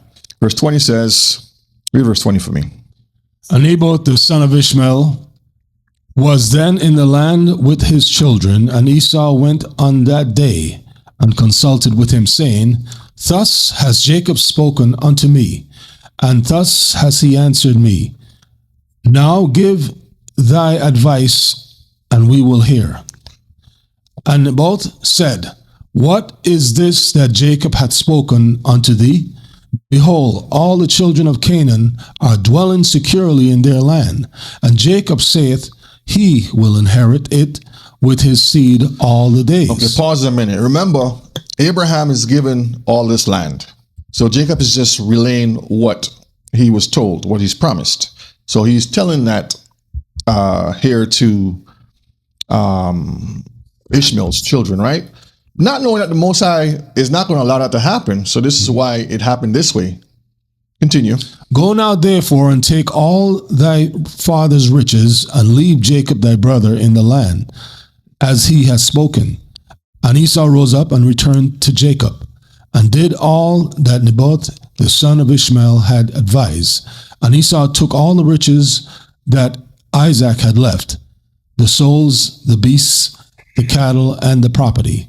And all the riches he gave nothing to his brother Jacob. See, and finish read that. And Jacob took all the land of Canaan from the brook of Egypt unto the river Euphrates, and he took it for an everlasting possession, and for his children, and for his seed after him forever.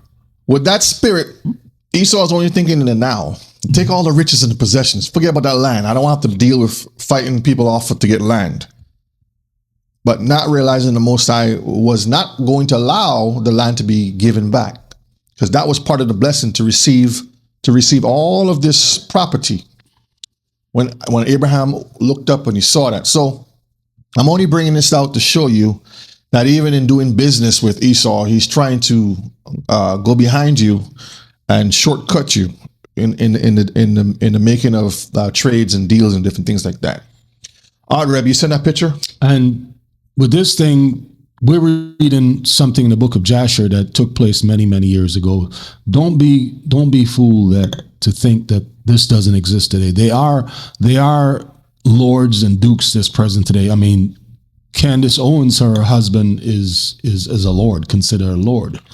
The ninth Duke of Wellington still exists today. I mean, don't be confused with the fact that, this is a past or that's the Bible or whatever, These things and these titles still do exist, but on a very low level where it's not to the small-minded thinking people that they consider us to be today. Yeah. Thank you all for putting that verse in the chat for me, for helping me find that. Amen. So, looking at this picture, which is a replica of what you showed before, I want you to go at the bottom and make it just a little bit bigger, because there's some words that I want us to see, and the significance is important to what you're discussing today. If you notice at the bottom of the screen, at the bottom of no, don't flip it. I know I'm trying to open it. It's just flip it. Yeah. Notice there's some Latin right on the right side. Et opera. That's not English. That's Latin. Latin comes from where? Rome. So why are these people putting Latin on their things? And when you look up the history of lions, they said that lions were imported into England by the Romans for games, gladiator games, and that was it. So they don't have a history, and it was imported from North Africa, where the Romans had ruled for a period of time. So they don't have any history of lions up in there, right? But they have a history of Romans being up in there. That's the whole Roman lineage. That's Esau. That's right. Yeah, and also the red is also a distinctive symbolism of the house of Rothschild, or the red shield.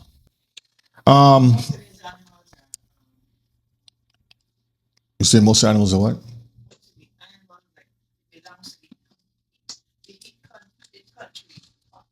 Right.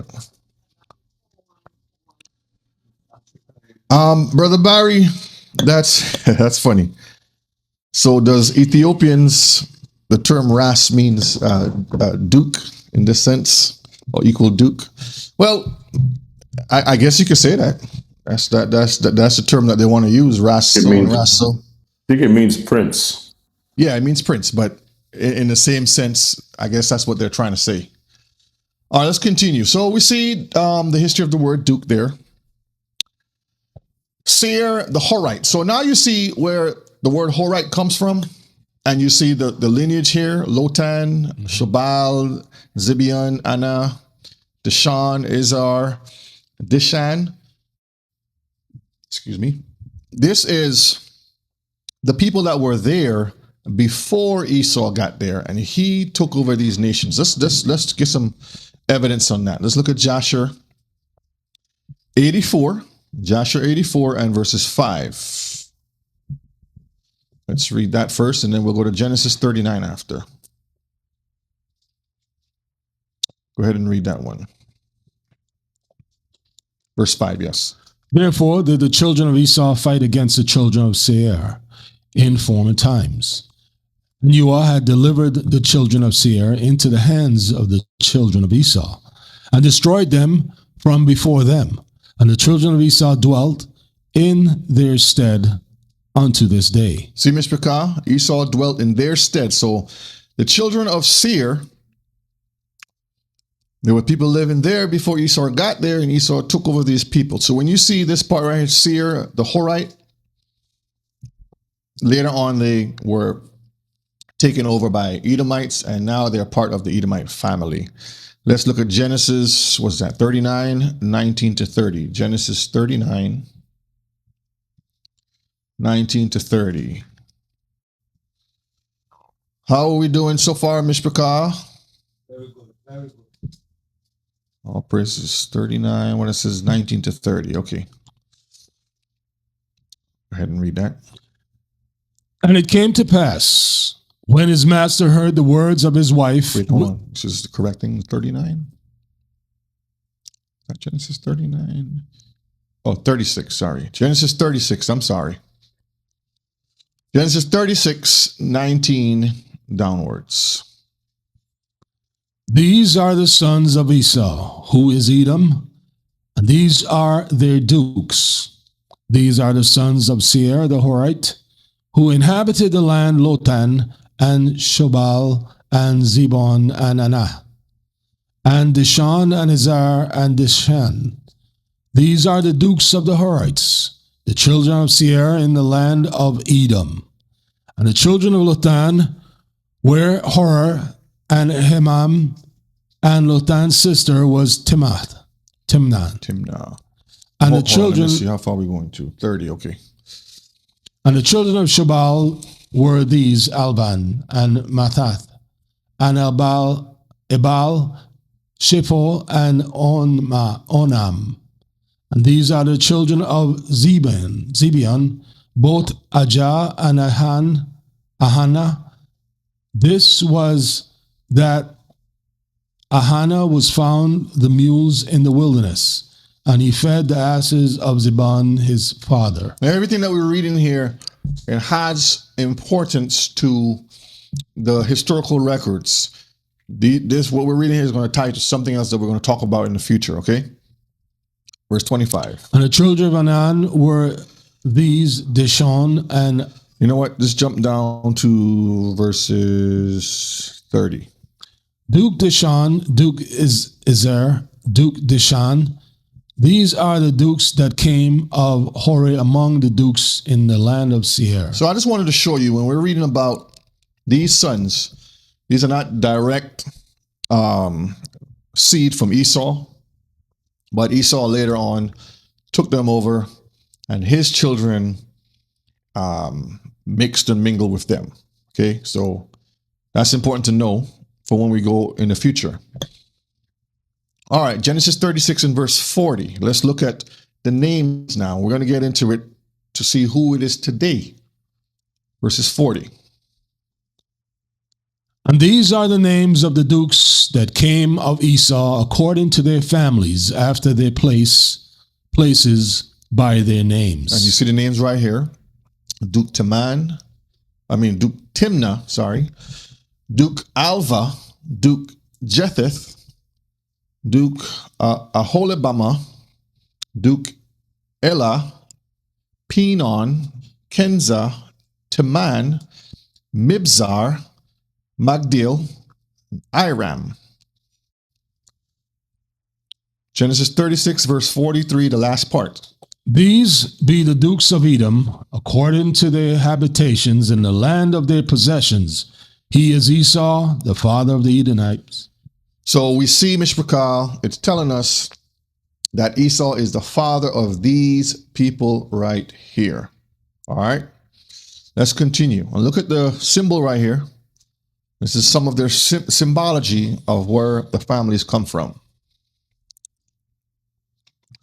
Now we're going to transition into a different section to see how it all ties back together. You send it to me and pull this up. All right, before we go there, Kiefer wanted me to pull something up. Let me pull this up. I hate when I do that. Hold on. Close that out. Okay, here we go.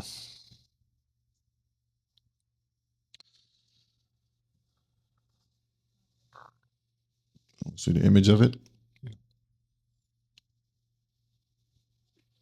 That's the one there. Mm-hmm.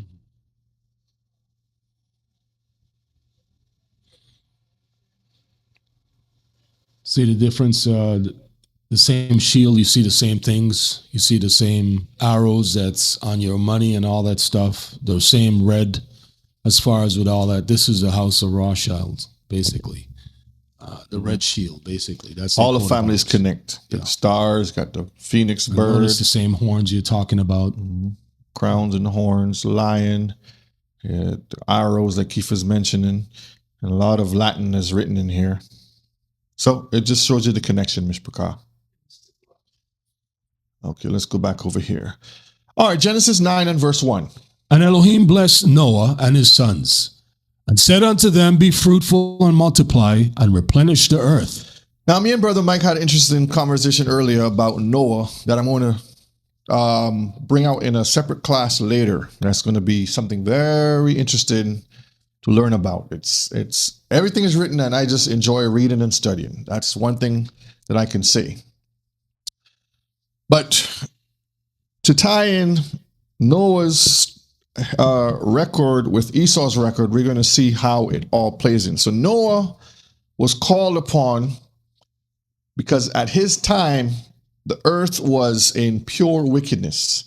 A lot of the demonic forces, fallen angels mixing with mankind, bringing forth all types of creatures, revealing all types of secrets. The earth was corrupted, and Noah was chosen and selected to reset everything.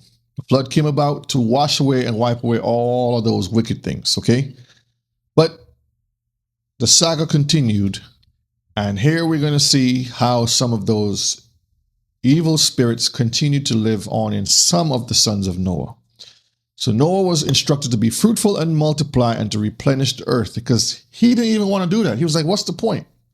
Like today, I was reading that some time back, and I was saying to myself, what's the sense of bringing forth children when I'm have to worry about the wrong things, in the sense of protecting them? We don't know how the future is going to hold, where the school systems, if we have to be running and being in exile, having to protect them, a whole lot of things come flash in your mind when you think about protecting your family. Mm-hmm. But the Most High is the one in charge, and he's the one saying, I want you to do this. I will take care of the rest. So Brother O'Shea just said, you know what? Thank you for reminding me of that. I'm going to be fruitful, and I'm going to make sure I do my part to multiply. And that's what we're supposed to do, not worry about it. So Noah was also instructed, because he was worrying about the same thing. And the Most High says, go ahead and multiply. Therefore, Shem, Ham, and Japheth is here presented to him. Verse 19. These are the three sons of Noah, and of them was the whole earth overspread. So the whole earth was repopulated by three individuals. See, a lot of times people forget. They will run back to always the Genesis story with Adam, with the Garden of Eden, with Eve and Adam. And they would talk about Cain and other people being there and all kinds of crazy stuff. Again, if you're going to say that, then you're saying that the Most High is powerless. If the Most High can create the entire universe out of nothing, why can't he populate the earth out of Adam and Eve? Why does it have to be other people there? What sense does that make? Is it recorded? No. We see Noah is repopulating the earth with three sons. That should have y'all having the proper understanding. Stop going out there and trying to add stuff into it where it's not. Cain did not go out and find other people.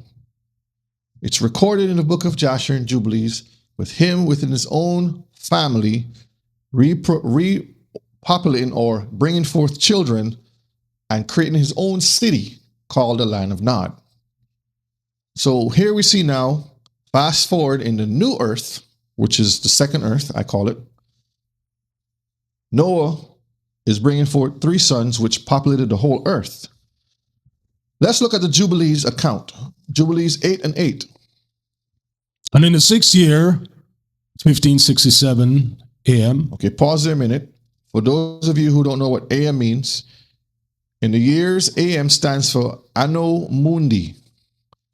Latin. Here we go again with Latin. Phrase which means in the year of the world, meaning when the world was created. AM, that's why we have AM and PM. Morning and evening.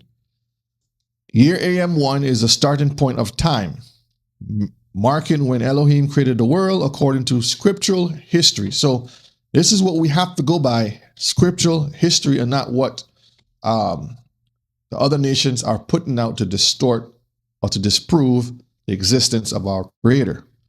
So in the year 1567 AM, continue. Thereof she bare him a son, and he called his name Peleg. For in the days when he was born, the children of Noah began to divide the earth amongst themselves. For this reason, he called his name Peleg. And if you remember, I told you when people are naming their children, there's a reason and a meaning behind of it. It's just not just because it sounds good. Mm-hmm. So the children of Noah began to divide the earth amongst themselves. So this is where the division started to happen. And if you look at this picture, Eurasia, North America, South America, Africa, India, Antarctica, Australia. This is what you'll call in before the flood, Earth was in one mass, one land mass. Science calls it pan something. I forget what it's called. But one land mass, and in the center of that, you will see where the land of Israel is. Okay? Yes, thank you all. Pangaea. All right, Jubilees, you want to say something, Ima? Go ahead. Yes, sir. Let me go back. Shalom again, brethren. As we are thinking and going back to the flood that was covered the whole earth, then we have to look at it and say that the Garden of Eden was also covered then, and no more Garden of Eden. Now, thinking about that, so then they'll have to, the Garden of Eden will not be there because of the flood that was covered the whole earth, according to B. And we are thinking that. So then the new earth will then have to start with Noah and his family. Yes, the flood covered everything, separated all of the lands, because when the Most High divided the lands, they went to their locations. Now he even made it more harder by spreading the lands apart. Thank you, Sister Marvis. Pangaea, how it's pronounced. All right, let's go forward. Jubilees chapter 8 and verse 10. And it came to pass in the beginning of the 33rd Jubilee, 1569 AM, that they divided the earth into three parts for Shem, Ham, and Japheth, according to the inheritance of each. In the first year, in the first week, when one of us who had been sent was with them. There's always a witness that can account to things that are happening. So right here is an illustration. It may not be the exact deviation of it, Mishpachah, but this is an illustration of the division of Japheth, Shem, and Ham, how it was divided. Japheth had the northern part, Shem was in the middle, and Ham had the lower part. Let's continue to see that. This is verses 12 of Jubilees 8. And they came forth under writing as Shem's lot. So now we're going to talk about Shem's portion. The middle of the earth, which he should take as an inheritance for himself and for his sons and for the generations of eternity. So this is considered the best part of the worlds. Why? Because it covers cold, hot, and warm. It gives you a taste of all four seasons equally. When you're in the north, you have less sunlight, you have more cold, more frigid. I don't have to show examples. We all have seen those where the sun sets faster, I believe, and it's less sunlight. It's more longer days of darkness, lesser days of light. All those cold places, and then down in Antarctica area too, down at the bottom is the same thing too with that. And then in the lower part where it's hot, super hot, always hot. But the most part, Most High gave us the middle of the earth. Continue from the middle of the mountain range of Rapha, from the mouth of the water from the river Tina, and his portion goes towards the west through the midst of this river. Now pause a minute. When you do the research, which I encourage you all to do, this lines up with the same area that the Most High told Abraham about. from this river to this river, from this location to that location. The names of these places may have been slightly changed or edited because of the conquering of the Esau or Edomite nations. But when you dig deeper, you will find the connections and those names still existing amongst the people, the local people there. Okay, continue. And it extends till it reaches the water of the abyss, out of which this river goes forth and pours its waters into the sea, Meat. And this river flows into the great sea. And all that is towards the north is Japheth's, and all that is towards the south belongs to Shem. So the south of Japheth is Shem, and then the south of Shem is Ham. We're going to see that. But I just want to also include the names of these here, like Meat, Rapha, Tina. These are Hebrew words. When you look at the meanings of them, it'll tell you why it's called that. Then you can see the connection from those names to the current names today. Because sometimes you look for a particular name and they change the name of this river, again, because of war and governments change hands. But when you look at the meaning of that, it tells you the history behind that and what the name was before, okay? Lands divided. Let's look at the lands divided. Jubilees 8:12 to 21. This is where this comes from. It highlights what was not only given to Shem, but what was blessed and honored by Noah and uplifted towards the future of Israel, which is Elohim's chosen. So when we read Jubilees 8, chapter 8, 12 to 21, Noah was pleased. He was like, perfect. I like that you guys selected these accordingly, but not realizing that Most High is behind all of this again and putting this upon their hearts to divide it this way. Because when he told Abraham what was to befall the nations in the future, this was included. And then from Jubilees 8:22 to 24, it highlights what was given to the seed of Ham and all that belongs to him. And then 25 to 29 highlights what was given to the seed of Japheth and all that belongs to him.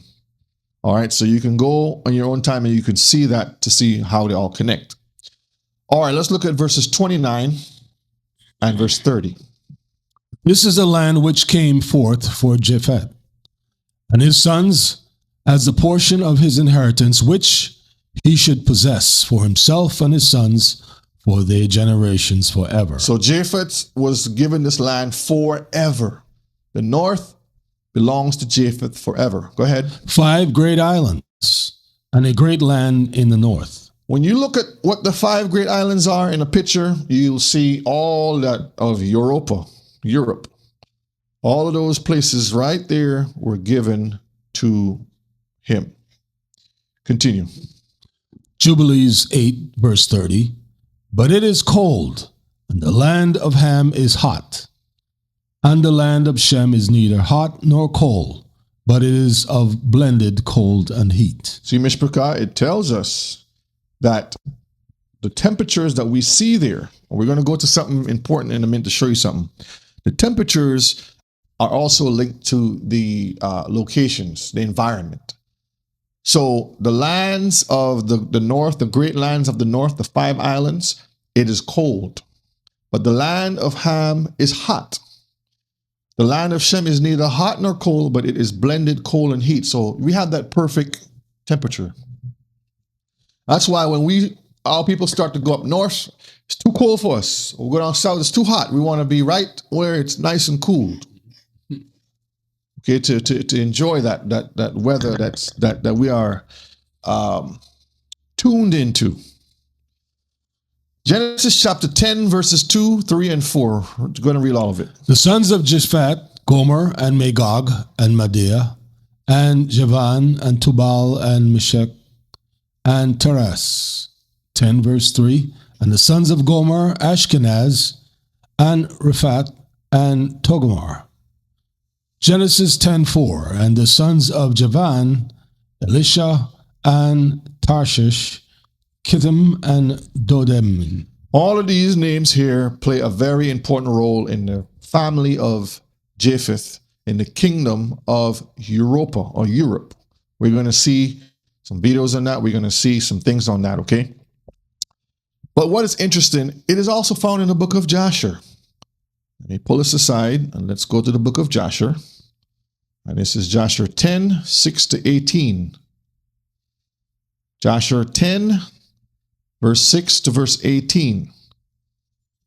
Let's make it a little bit bigger. Let's see. Okay. And go ahead and read verse 6 and 7. And the sons of Japhet, the son of Noah, went and built themselves cities in the places where they were scattered. Okay, pause this. So we're getting the account of where they were scattered. Remember, they just came off of the boat, a whole year on the boat. In the springtime, they came off of that boat, and now they're going to their own locations after having families, because in that location, over a period of time, they're filly booming, they're having children, and the families are getting bigger, so now it's time to spread out. So now they're scattering themselves, and the places where they go, they're naming their cities after themselves. Go ahead. The sons. And the sons of Japhet were divided upon the face of the earth into many divisions and languages. And these are the sons of Japhet, according to their families: Gomer, Magog, Media, Javan, Tubal, Meshech, and Teras. These are the children of Japhet according to their generations. And the children of Gomer, according to their cities, were the Francum. That's France. If y'all want to look it up. And dwell in the land of Franza, by the river Franz, by the river Sinan. And the children of Retha are the Bartonim, who dwell in the land of Bartonia. Okay, pause a minute. We're just going to pull this one up. I just want to give you an example. We're not going to go through all of them for time's sake, but I'm going to show you something. Land of Bartonia. Let's piece it here.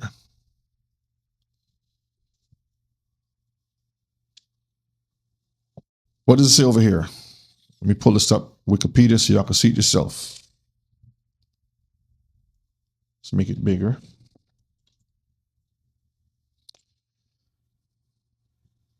What does that say right there? Austria. You see the same coat of arms with the bird? And let's look at the map here so you can get a better picture. Make it bigger so we can see. Europa is all of this. All of this is Europa. All the land of Japheth. All the cold, icy country. France, this is Francum right here. This is Italia, Italy, Rome. The boot. Okay. This is what we just looked at, Austria, which is also called Bartonia. Let's go back over here. Now, we're not going to read all the rest, but I want y'all to go through and see the names, dig up, look at it. It's telling you who the families are and where they reside today. Okay? But the Bible ain't real. You don't have to believe that. It's not true. Just let's scroll this back down. Google's is the thing. That's real. History is there for you to know who's who. For a reason, the Most High put these into place. All right, so this is a little depiction that I put together to kind of give us a little understanding. Mm-hmm. A lot of these families kind of mix and mesh into a lot of them because they're neighboring brothers and sisters. Excuse me. Japheth, Europe. Mm-hmm. Esau is also included in that because Esau conquers all of this. And I'm going to prove it to you today. Magog, Russia. Media is the Persian Empire. Okay, includes all that country of Iran and northern Iraq and all the area in that area over there. India, all those areas over there, okay? Tyras, which is the Roman Empire, Italy. Turkey is Meshech and Tubal and Kazakhstan and all of those places up in there. When you pull up the map, you see all these different names. It's a blend of all of these families. Gomer is Britannia or British and America, because America comes out of what? Britain. All right. Ashkenaz also comes out of this right here. Javan, which is Cyprus, the Greek Empire. Tarshish, Kittim. You see Kittim right here? Don't forget that Kittim, grandson of Japheth, goes over here, takes over Rome. Esau comes in and takes over them, and it's one big happy family. So this is an example of the coats of arms today and the families that are there. It's just like connecting the dots of a family tree. It takes a lot of exhaustive work, Mishpachah. Look into it, you will see it all connects. The games they play to keep the lies going. Now, I put this in here so we can, because I talked about this in previous classes. Rebbe talked about this in previous classes about how to try to hide themselves, okay? Kiefer, read this over here for me. This is, when I click on this, right? I'll click on it after so you can see it, but I want you to read it from here first. This is the history of Ashkenazi Jews. All right? In the history section, read that for me. Like other Jewish ethnic groups. Pause a minute.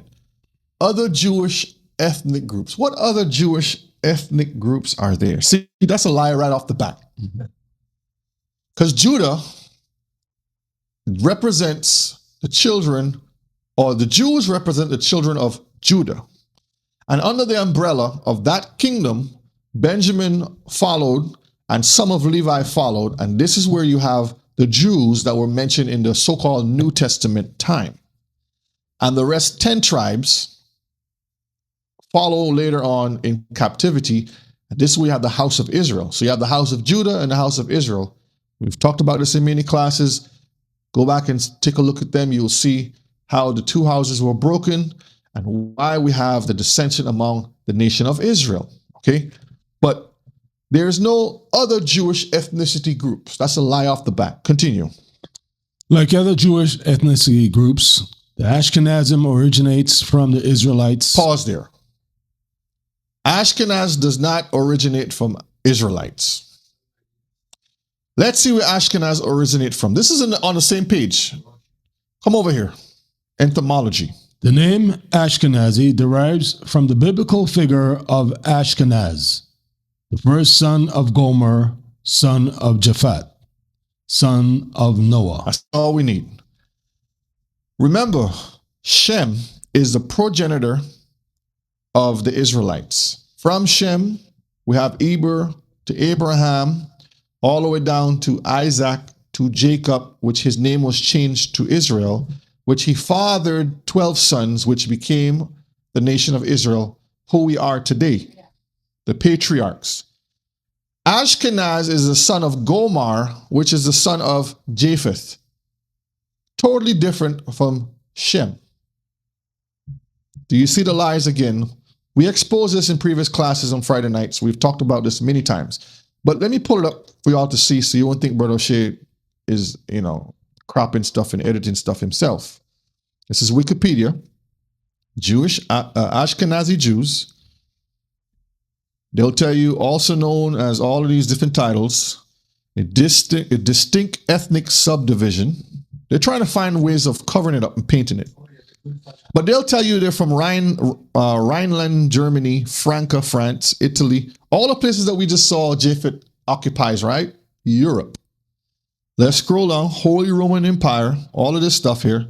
Now let's go down to entomology, what we just read.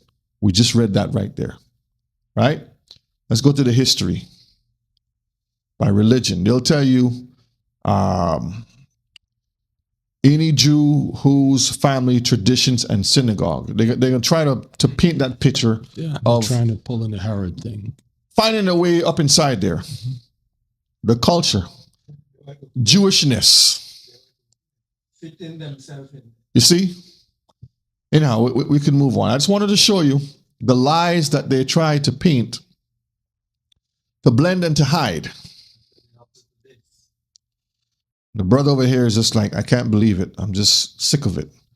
Up here, you have the pilgrims, which came out of Britain. God promised me this land to the natives who were over here. Rape, rob, stole. Britain went over to all of the land over there in Africa, or the land of Cush, Mizraim, changed the name to Africa, stole and says, God promised me this land.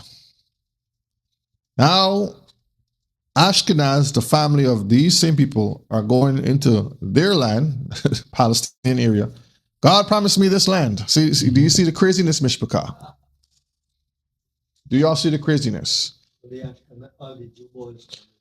All right, Kiefer, read that one for me. The sons of Japheth were known to be traffickers of men. I put this in here because it ties in with the mindset, the character of how these people are, and then what prophecy talks about when we see in the book of Ezekiel here and in Revelation.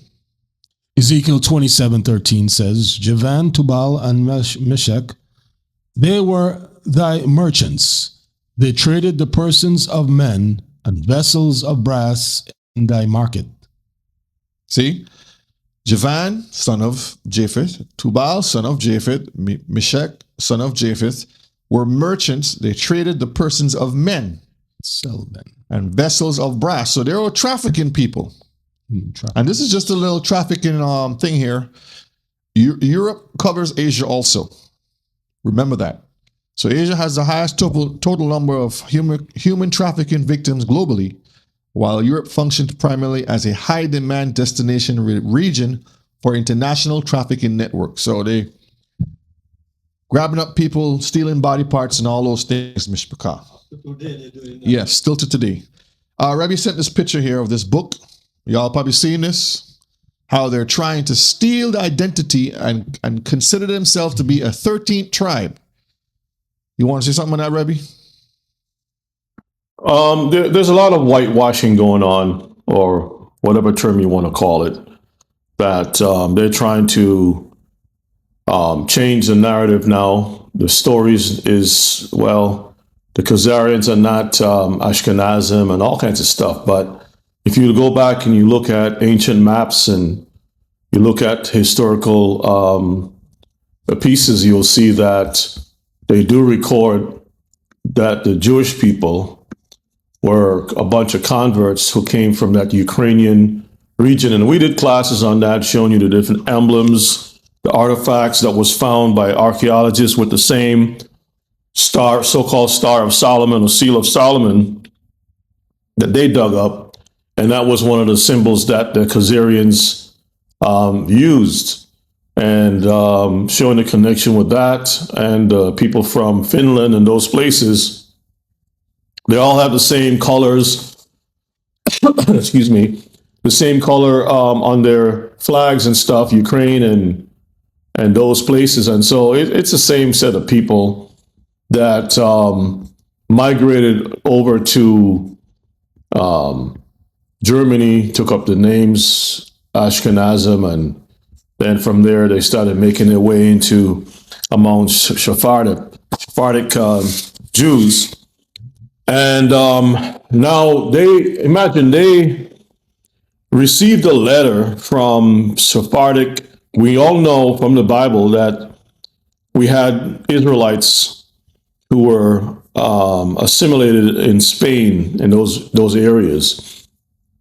And then when they received a letter from that group, they found their business to move towards that region where Spain is and so forth. And then eventually, if I can sum it up, they just took over everything. Now, if you go to the data from the Israelis, Ashkenaz is the largest group and the dominant group over there. And there was a lot of kidnapping that they did. We looked into that too, of kidnapping Jews or children from the Arabia or Levant around that side, people who lived, Israelites who lived around Africa and those regions, they kidnapped the children and changed the names and all kinds of stuff and raised the children as their own.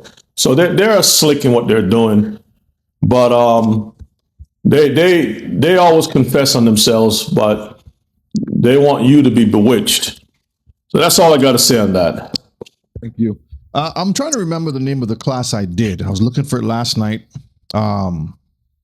where I think it was a Friday night, where I was showing how they came into the land where the Palestinians are, and they were stealing the children. And then they were taking the children, raising them up, giving them the names so they can prove that they have the blood of the land. Remember I showed you all that? If y'all could find that class and let me know what the name is. I forgot what the name is. I have so many classes I'm doing, I forget half the names sometime.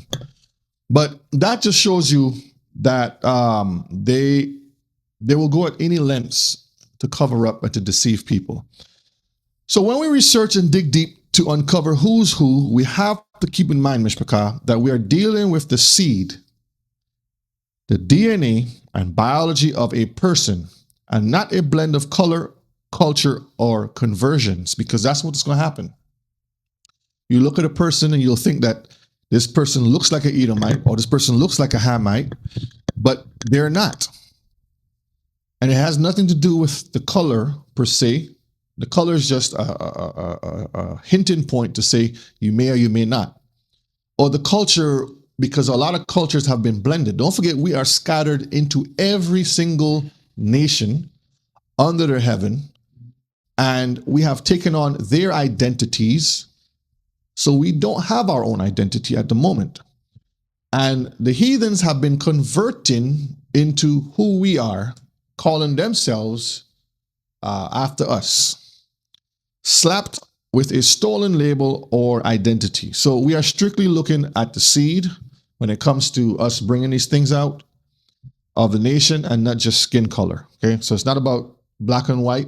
It's about the seed and what the promise ties to the seed. I was listening to a pastor, and I'll bring it up another Friday night, because I was just shaking my head of what he says.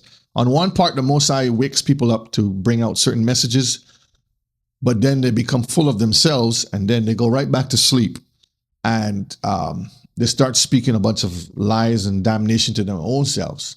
And he's talking about Cain is Abel's twin. Abel. Another one talks about Cain had a different mother, Lilith, and Abel was Eve's mother. Eve was Abel's mother.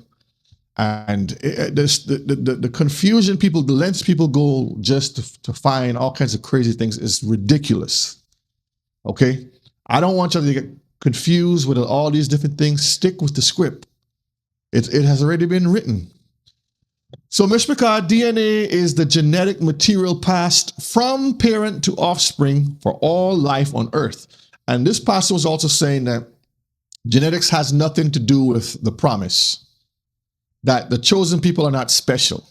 When you say that, Deuteronomy 7 popped in my head, and I wanted to grab it. You know, when like you watch the superhero movies where they grab the weapon out of the air and just whack them.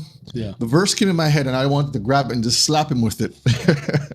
Because it's like you're saying one thing, but the verse is telling you, the verse is screaming out at you and telling you, this is what it is. Stop trying to go around it.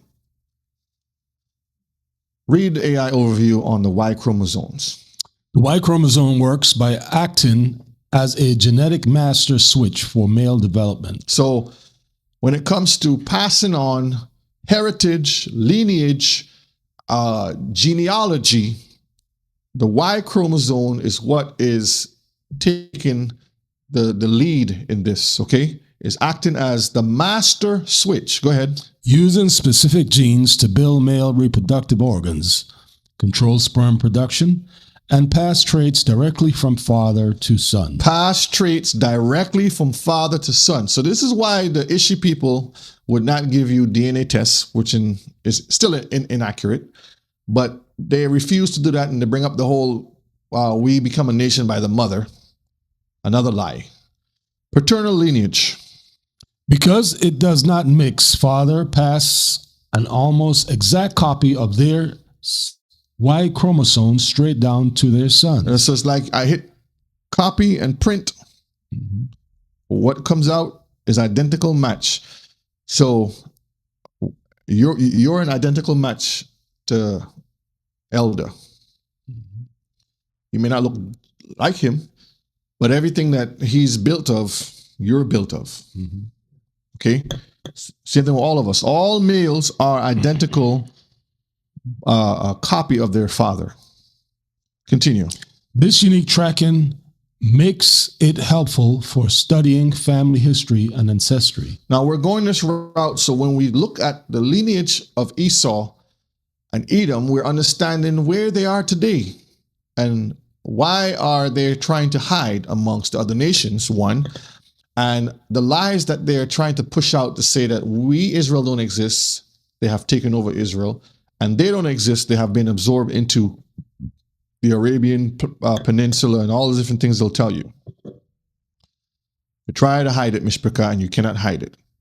Let's look at the word pedigree.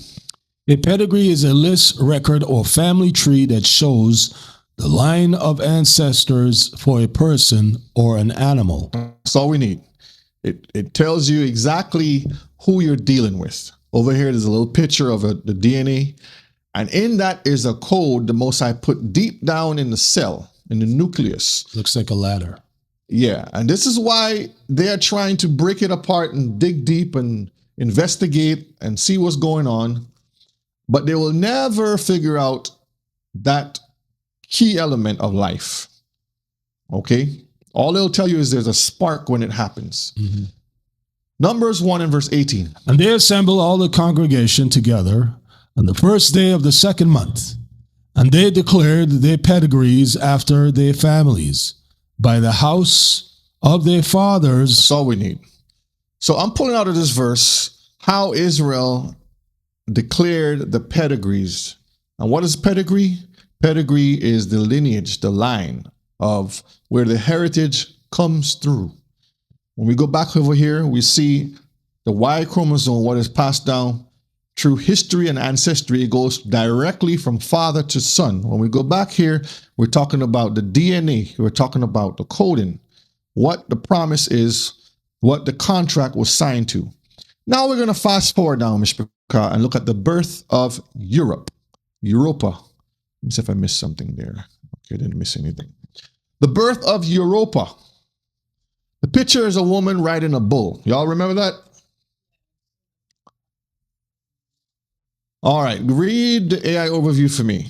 According to biblical tradition in the book of Genesis, Japheth's son Gomer, Magog, Tiras, Javan, Tubal, Meshech, and Medea are regarded as the ancestors of the peoples of Europe.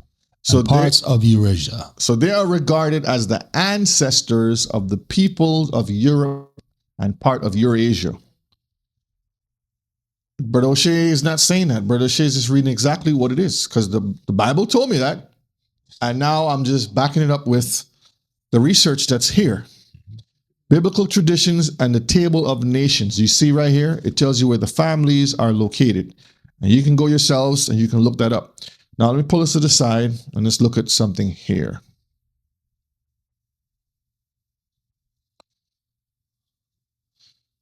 This is Esau, the ancestor of what?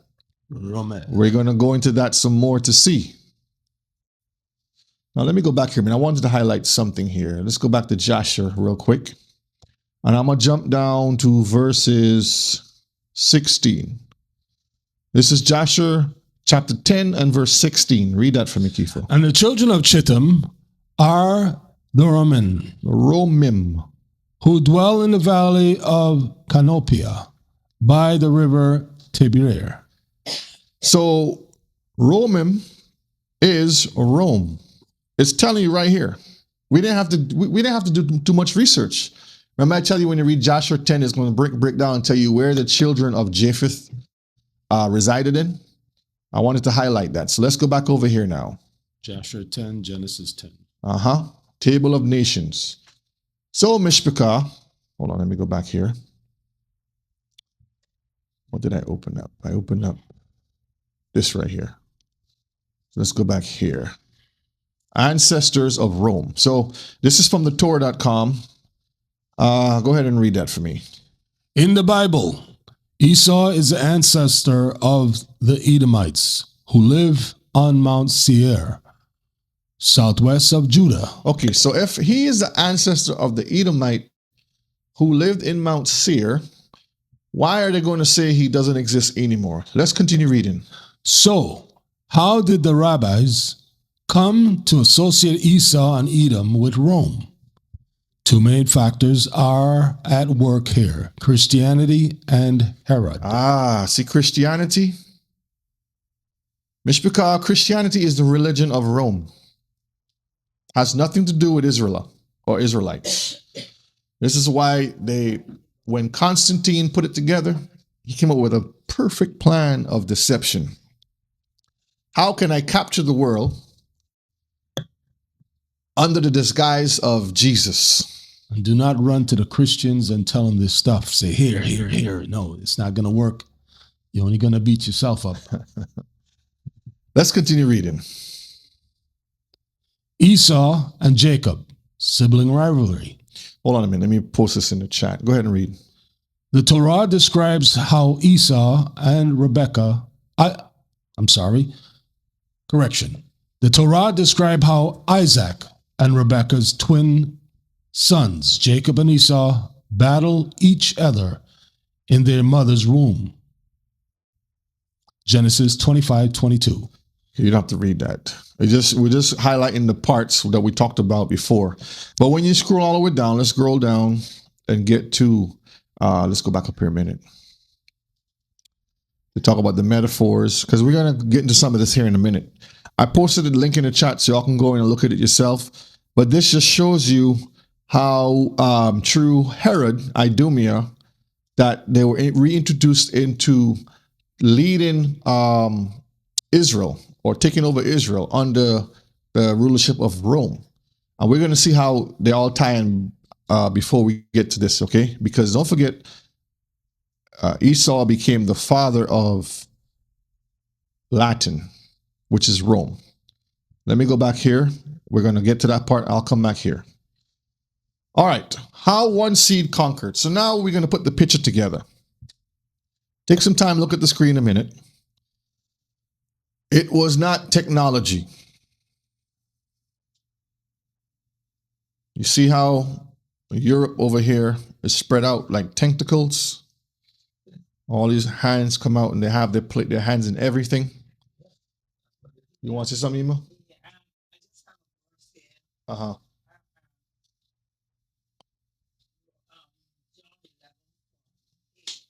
John 11:48.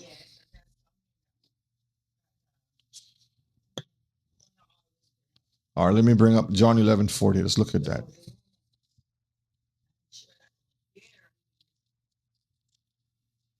John 11 and verse 48.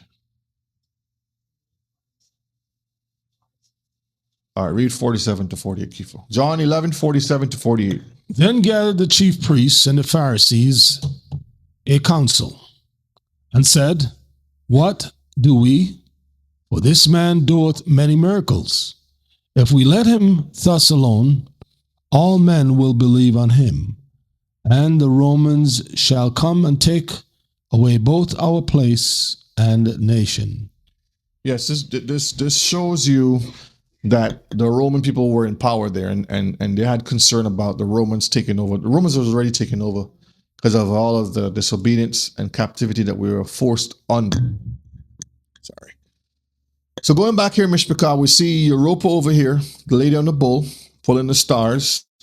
Those stars not only represent their families, but they represent the angels, the fallen angels that they have attaching them the power to, getting the power from. And you see the hand is Masonic. In the shape of a bull. That's a Masonic handshake. That's all the Masonic stuff. That's their secret societies, their powers that they go covertly. Remember, Esau was always cunning. And over here, you see them over here fighting and making deals. Japheth and Esau. Now let's get into it and see how they're mixed. Before that, let's play this video. This is... All right. Fair use, fair use. Educational purposes only. For educational purposes.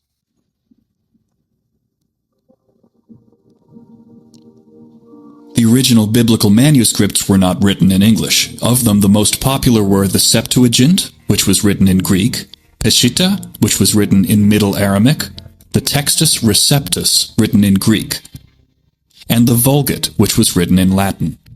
The Septuagint is a pre-Christian translation of the Hebrew Bible, and some related texts into Koine Greek. The Greek manuscripts are called the Codex Vaticanus and Codex Sinaiticus. Fragments are dated around the end of the 2nd century, and complete scripts are dated around the 4th century. The King James Version of the Bible was not translated from the Septuagint, but from the Textus Receptus. Why is this important to know? If you research Rome or Romans, you will notice that it is not recorded in the Old Testament at all, but you will find it in the Apocrypha, which was removed out of the 1611 King James Bible. You can also find the word Romans in the book of Daniel of the Septuagint. Were they deliberately trying to hide who the Romans are? In the Septuagint, the book of Daniel 11:30 translates the occurrence of Kittim in as Romans. Maccabees 1:1 states that Alexander the Great, the Macedonian, had come from the land of Kittim, or the land of the Romans. Jasher 10:16, and the children of Chittim are the Romans, who dwell in the valley of Canopia by the river Tiber. The Catholics even debated on whether or not to remove the book of Revelation out of the Bible. Louis Ginsburg, in his book titled Legends of the Jews, writes, "They, Esau and Jacob, will never be in the same estate. Esau will vaunt lords, while Jacob will have kings." Very important here. Y'all see this right here? You can Google it and look it up yourself. Ginsburg. Say his name, Keith. What would you call it? Rabbi Louis Ginsburg. Ginsburg. So they, Esau and Jacob, will never be the same estate. Prophecy already said that. Esau will vaunt lords while Jacob have kings. Those lords are the dukes, okay? They, Israel and Rome, are the two nations destined to be hated by all the world. Why? Behind this, Ashkenaz is going to try to paint themselves as the victim, like they always do, right? As being hated, but not in the sense of what rightfully the hated part is. Because don't forget, Esau takes control over all of these nations, and in the end, he's going to be destroyed and hated by these nations. That's what the prophecies foretells. Then on top of that, since we are the chosen, the world already hates us because it hates our Messiah. That's what our Messiah tells us to. So, yes, that is true. Both nations will be hated. One will exceed the other in strength. First, Esau will subjugate the whole world, but in the end, Jacob will rule over all. That's the prophecy. So what this person is saying is true when it comes to understanding who's on top right now and who's going to be on top later. Let's continue. They, Israel and Rome, are the two nations destined to be hated by all the world. One will exceed the other in strength. First, Esau will subjugate the whole world. This is a white man's world. A white man from Europe dominates the whole planet. White men go into any country and kill everybody, take over anything they want. This is a white man's country. It's a white man's world. But in the end, Jacob will rule over all. Legends, Volume 1, page 314. Ginsburg further relates that God will call out to the Messiah, roar at this monster that devours the fat of the nations, that justifies its claims for recognition through being a descendant of Abraham by his grandson Esau, the nation that kept Israel back from the study of the Torah. Now, remember, if you go back to the class I did with The Truth About Ruth, and many other classes Rebbe also did, we showed that even when Israel was trying to just cross over and go from one point to the next, Esau was always on our tail. And the Most High says, just stay away from them. Don't hate them. They're your brother too. Just leave them alone. Just continue.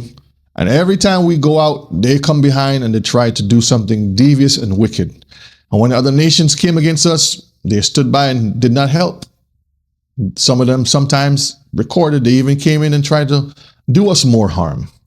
And then later on, we see currently today, they're the ones in power doing majority of the harm.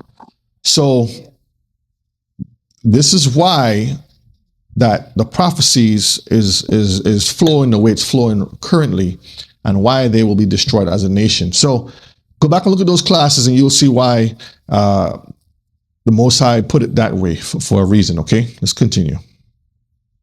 And tempted them to deeds that are in accord with the wishes of Satan. Legends, Volume 3, page 167. Don Isaac Abarbanel, 1437 to 1508, a wealthy Jewish statesman and philosopher, believed that a tradition existed that many of the early Christians were Edomites. Ernest L. Martin, an author, historian, theologian, and meteorologist, in a book titled The People That History Forgot. That's very interesting that he's a meteorologist also, dealing with the weather. Okay. Check out that class we did with weather warlocks. Claimed that most of the Edomites from Edom and many from Tyre went to the west to Italy and other places, where they became Christian. His book says that the Edomites migrated in masses to western regions of the Roman Empire. They became Christian but retained something of their previous practices and influenced early Christianity with their pagan traditions. Tyre was colonized by Esau. The city of Tyre was colonized by a king with the name of Aristhus, meaning King Red, who came from an area on the Red Sea. Indeed, even the Red Sea itself, which included all of what we call the Indian Ocean today, and the Persian Gulf too, was named after this King Aristhus. This King Red, or in Hebrew, Edom, was supposed to be the first to sail rafts on the waters of the Red Sea for trading purposes. Remember, all of the history is there, but they try to hide a lot of these things. A lot of these books and videos you try to find now, they cover it up, they remove it, and they're going to call you anti-Semitic. The first references to him show him in the Persian Gulf part of the Red Sea. Justin Martyr, however, in his garnering of early Tyrian historical events, Justin Martyr Dialogues with Trypho, said that the original Tyrians came to Tyre from the Assyrian Sea, which many actually feel was the Dead Sea. This, indeed, was the original territory where Edom first resided. But Edom expanded. Trading colonies were established on the Mediterranean coast, in the Red Sea at Aqaba, and on the Persian Gulf. It was reckoned that in early times, even before the time of David, descendants of the Edomites, or a portion of them, moved from their areas south and east of Jerusalem into the northern coastal towns of Sidon. All right, again, when you go back to that class I was telling you about, Truth About Ruth, I have the maps there, and you'll see this same thing here, where we were trying to come from point A to point B, and we have to go all the way around to avoid Edom, because they were trying to kill us off.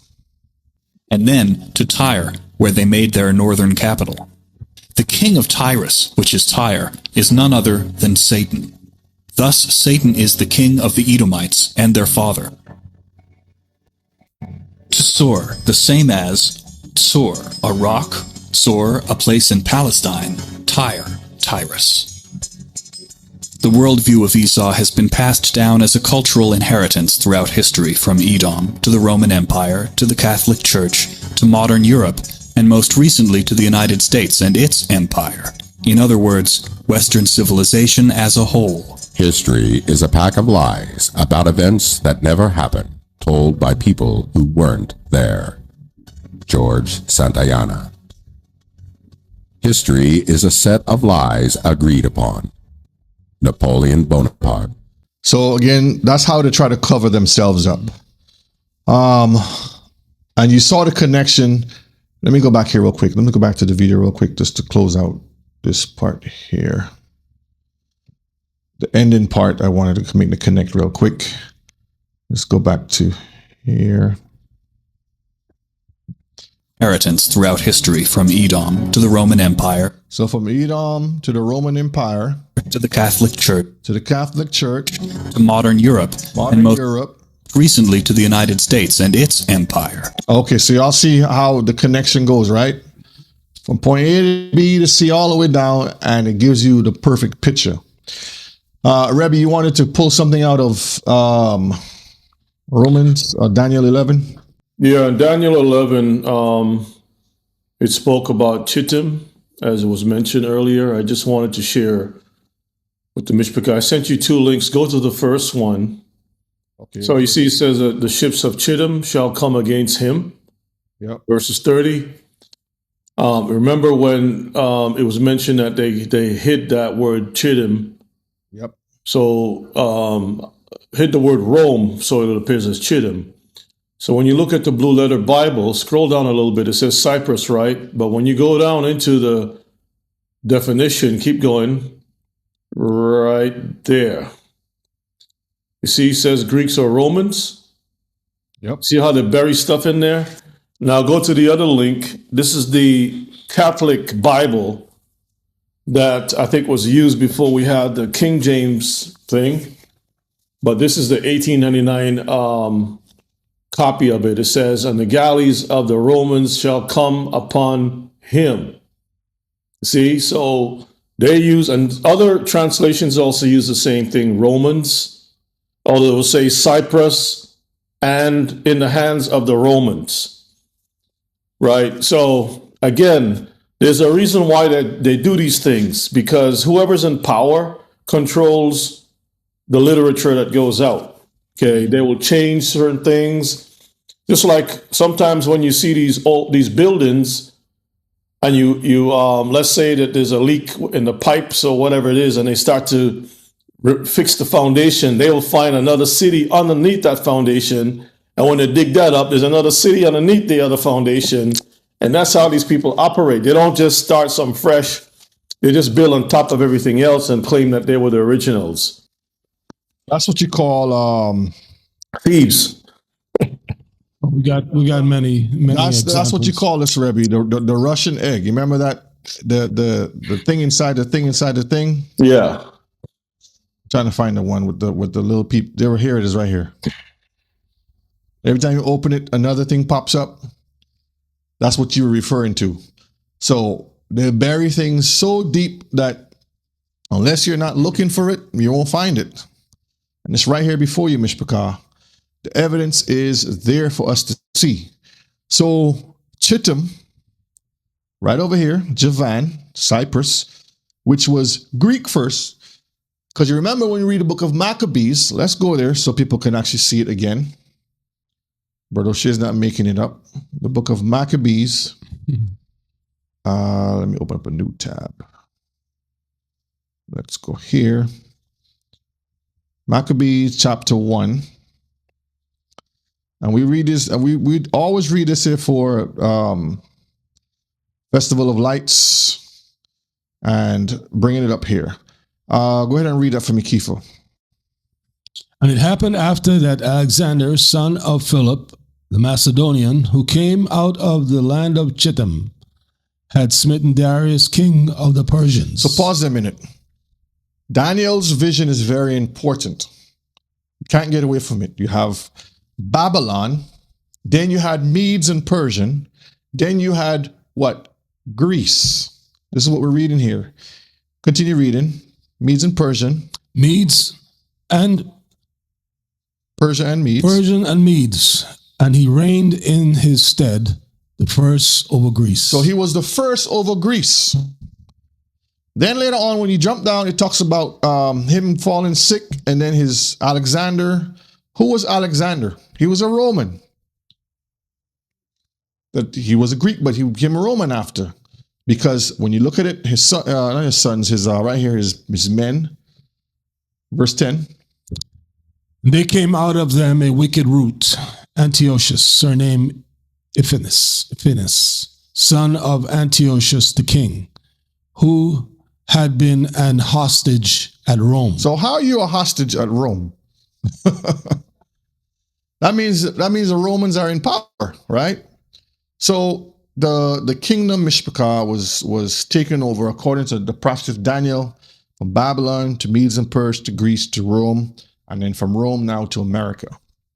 This is what we're seeing here when you go all the way back. Okay, we're going to make some more connects. We're going to see. All right, Esau's grandson Zepho. This is the connection here.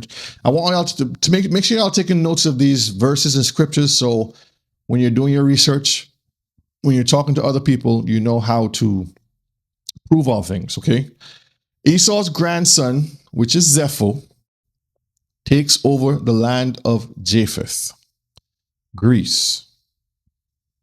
Joshua 61 and verse 23. At the revolution of the year, the troops of Africa continued coming to the land of Chittim to plunder as usual, and Zepho, son of Eliphaz, heard their report, and he gave orders concerning them, and he fought with them, and they fled before him, and he delivered the land of Chittim for them. So Zepho is the son of what? Who? Eliphaz. Who is the son of who? Esau. Remember, I think y'all forgot already. Let me go back to this picture right here. See right here? Esau's firstborn is Eliphaz. All right. And right down here, Eliphaz's son is Duke Zepho. So let's go back forward again. Zepho, the son of Eliphaz, heard their report and gave orders concerning them, and he fought. So the troops of Africa, when you read the story, some of the Hamite nations were coming in and taking up the land back. Because you remember when Esau killed Nimrod, he claimed that territory and that power. And there was a lot of war starting to form there. And it was a going back and forth of power between the families. And Zepho came in later on, and he did what? He delivered the land of Chittim from the hand of Ham. Chittim is who? Let's go back here again. Is under Cyprus, the Grecian Empire that we just read about, which later Rome took over. Right. Okay? Hope y'all are following. Let's go forward now. Verse 24 of Joshua 61. And the children of Chittim saw the valor of Zepho. Valor again, military stuff. And the children of Chittim resolved, and they made Zepho king over them. So Zepho became ruler over the land of Chittim, Greece. Continue.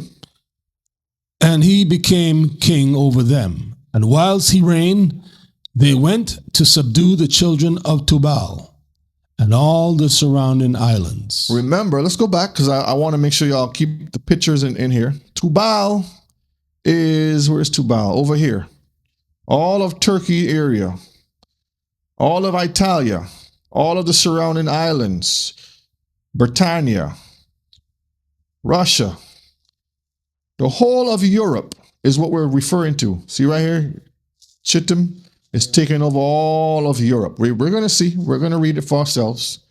So right here we see Zepho became king. He went, subdued the children of Tubal and all the surrounding islands. Made himself king. Verse 25. And there King Zepho went at their head, and they made war with Tubal and the islands, and they subdued them. And when they returned from the battle, they renewed his government for him. And they built for him a very large palace for his royal habitation and seat.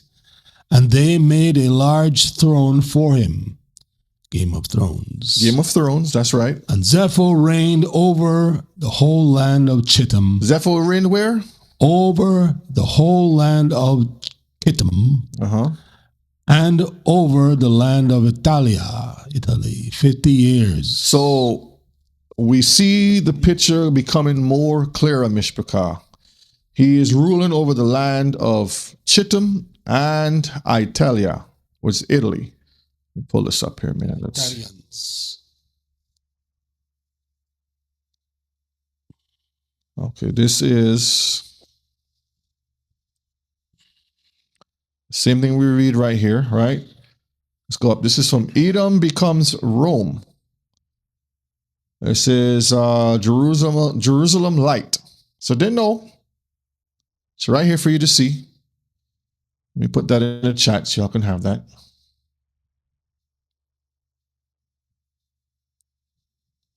Copy and paste. They took over the land of Rome. This is how they conquered everything. Okay, let's continue. Constantinople, Constantine. Read that there, Romim. Romim, and Chittim, also spelled Kittim, are terms from ancient Hebrew texts. Romim refers to the Romans, Okay. while Chittim originally meant the people of Cyprus, but over time, Jewish extra-biblical and prophetic traditions, such as the Dead Sea Scrolls, expanded Chittim to mean Western or Mediterranean empires, specifically the Roman Empire. So it's right before your eyes. Rome is Chittim. Chittim is Rome. Western and Mediterranean empires, because he conquered. When Alexander the Great went down, he conquered through Epiphanes and all those other generals and different things. Start conquering all of the world. The eagle. Okay. That's the sign right there. We're going to get into that too. All right. Joshua chapter 90, verses 8. And the children of Chittim ruled over Edom. So the children of Chittim. Remember, Chittim is from where? Japheth.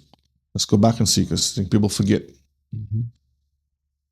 Chittim is from Japheth, right? But who was ruling Chittim? Zepho. Esau was ruling them already, right? Let's go back forward. So the children of Chittim ruled over Edom. And Edom became under the hand of the children of Chittim and became one kingdom from that day. So don't get it confused and think that Japheth overtook Esau. No. Esau was ruling Chittim. It was a brother who was fighting against another brother. So Esau is taking over Esau. I don't want y'all to get confused about it and think it's something different. Esau, which is Zepho, ruled over Chittim, which is the land of Greece and all of those surrounding islands. And then later on, they had another war between the siblings and Edom. And then Edom did what? Was taken over by Chittim, ruled over Edom. So Esau is taking over Esau now. And they became one kingdom. Verses 9. And from that time, they could no more lift up their heads, and their kingdom became one with the children of Chittim. So I hope this is not confusing to y'all, Mishpachah. It's very simple. The children of Japheth and the children of Esau mixed and mingled and become one. This is what we're showing you today. Let's show you some more proof. Verses 29, Joshua 90 and verse 29. And during his reign, he brought forth an army, and he went and fought against the inhabitants of Britannia. That's Britain. And Cernea. That's up in Germany and Russia area. The children of Elisha, sons of Javan, and he prevailed over them and made them tributary. So let me pull this aside and pull up a map so we can get a better understanding. Let's get a map so the Mishpachah can see. Google Maps. Ukraine and all those areas. Yes. Images. Let's pull up map instead. All right, so let's zoom this out all the way out. Come on. Zoom out, zoom out, zoom out. Let's scroll over to here. And let's get an understanding of what I'm talking about. So when you see Kazakhstan, all these names that are hard to pronounce in the Turkey area here, Syria, Greece, Romania, Ukraine, Belarus, Finland, Sweden, Norway, Denmark, all of these kingdoms right here, Mishpachah. Let's go up higher. Russia. Now you may see green here and don't see nothing. When you zoom in, you'll start to see the names of the places. It's in a different language, but all of this right here is Rand. This is where the wars, the families start to fight. So when we're reading about, let me make this a bit smaller first. Let's make this back smaller. When we're reading about this over here, let's bring this to right here. Britannia, that's all of Britain. That's right in this area here. Kernia is all this area over here. And the children of Elisha, son of Javan, that's all over here, down this area here. He prevailed over them and made them tributary. What does making somebody a tributary? Vassals. Okay? Verses 30. And he then heard that Edom had revolted from under the hand of Chittim. So Esau is fighting Esau again. The other sons of Esau don't want to be under the hand of Zepho, which runs Chittim. Go ahead. And Latinius went to them and smote them and subdued them. So now Rome is coming over to do what? Fight against the rest of the Edomites. And placed them under the hand of the children of Chittim. So Esau is fighting Esau again. And Edom became one kingdom with the children of Chittim all the days. I just don't want y'all to get confused and think it's something different. It's a family affair that's happening over here. That's why when you watch those movies, Braveheart, give me some of the other names, King Arthur, Robin Hood, what's the one with Mel Gibson? Oh, that's Braveheart. I said it already. Yeah. A lot of these movies where the France is fighting against It's just family. Spain against Ireland, and Ireland against France, and France against this and that. And then it went all the way down to France against England, and England, people broke away and they formed America, and now America is fighting the rest of the world. And you see how Esau is America, and Esau is taking over all the rest of the kingdoms today. America is taking over all of the kingdoms today. Nothing new, Mishpachah. Just a continuation of the same mess. Where and who is Esau today? This is the question, right? Let's look at this symbol here. Open this up. Rebbe did this in many of his classes, the Roman Empire times. And we saw this bird, eagle. In part one, I talked about this bird, nest amongst the stars. Those fallen angels, that's where they get their power from. They always want to be up there talking about they're the most powerful ones. And the talons always holding something. This right here is an Egyptian symbol right here. If y'all want to look it up. All right, this is another symbol from the Levant area. They're just ruling and conquering. This is the Grecian symbol right here. All right. And the coat of arms that they have on them right here. The bird has it's mentioned in the verse that we're going to read here shortly. A protection over it, like a bulletproof vest that we will call today armor. All right, let's read down a little bit and see. See, right, it says the eagle, Rome, heritage. Roman Empire, Pinley the elder. See the bird right there? Let me put this in the chat. You guys can look at it yourself. Just for time's sake, we have other things to go over also. Paste. Come on. Let me copy again. And if you see in one of the movies called Kingsman, you will see how all the families gather on a large mountain to discuss problems that they're having. But that's still the house of Edom or Esau that is getting gathered together to battle around the world and do all kind of stuff. It's called Kingsman is the movie. You look at it, you'll see it. They always reveal themselves. All right, read the AI overview for me. Herod the Great came from an Idumean background, meaning His family originated from Idumea, the region known as Edom in the Hebrew Bible. On his father's side, he was the son of Antipater the Idumean. And on his mother's side, his mother, Cypros, was a Nabatean Arab princess. See, so this is where, again, Esau is going to make the connection and says, through the mother's side, this is why they claim Esau is swallowed up in the Arabian side of the family, which we know, I showed you, it's nothing to do with the mother, it's always the father's side. That's why it mentions on his father's side. He is from Esau, and he was the one ruling. Let me pull up this real quick to share. Brother Shay, Yes. if you don't mind, I don't want to take up your time. And I'm not sure if you have it, but the book of Acts, chapter 26, a couple of verses in there I want to share with the Mishpachah that ties into what you're bringing. Acts 26. Yes. Acts 26.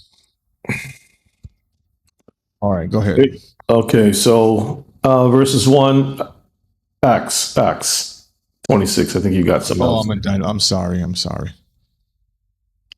Acts 20. I thought I hit forward. That's why I was like, wait a minute. I know Michael is not in the book of Acts. So let's read from 1 to verses 3. Then Agrippa said unto Paul, Thou art permitted to speak for thyself. Then Paul stretched forth the hand and answered for himself, I think myself happy, King Agrippa, because I shall answer for myself this day before thee touching all the things whereof I am accused of the Jews. No, stop for a second. Notice he didn't say our people. Like King Agrippa was not a Jew or Israelite. Right. Read on, verses 3. Especially because I know thee to be expert in all customs and questions which are among the Jews. Again, he didn't say among our people. And he says he's an expert because these are Edomites. This is the lineage of Esau, of Herod, right? And that some of y'all are familiar with Bernice in the Bible. Yep. Bernice. So you don't have to read any more of this, Kifa. I just wanted that little part right there. Because as the question is on the table, what happened to these Edomites? Well, they're always there. They just got into the royalty. That's why it was shown the family crests of these Europeans. They give you little bits and pieces of it. But when you look and you connect the dots, they're all related. And I think as you go into your presentation, you're going to reveal some more of that. So I'll just stop there. Thank you, Rebbe. Yes, Mishpachah, you cannot hide the truth. Now, when we read in here, this is in Wikipedia. What Kifa was reading here, I'm showing you, he was the founder of the Herodian dynasty, the father of Herod the Great, right? Continues, it says, a native of Idumea, a region southwest of Judah, in which the what? Edomites settled during the classic period. Antipater became a powerful official under the latter Hasmonean kings. So the evidence is there for you, Mishpachah, to show you. Let's pull up this one here.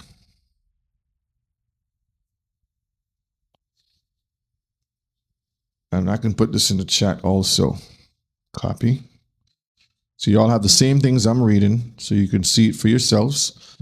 Was King Herod a descendant of Esau, an Idumean? Make it bigger so we can read it.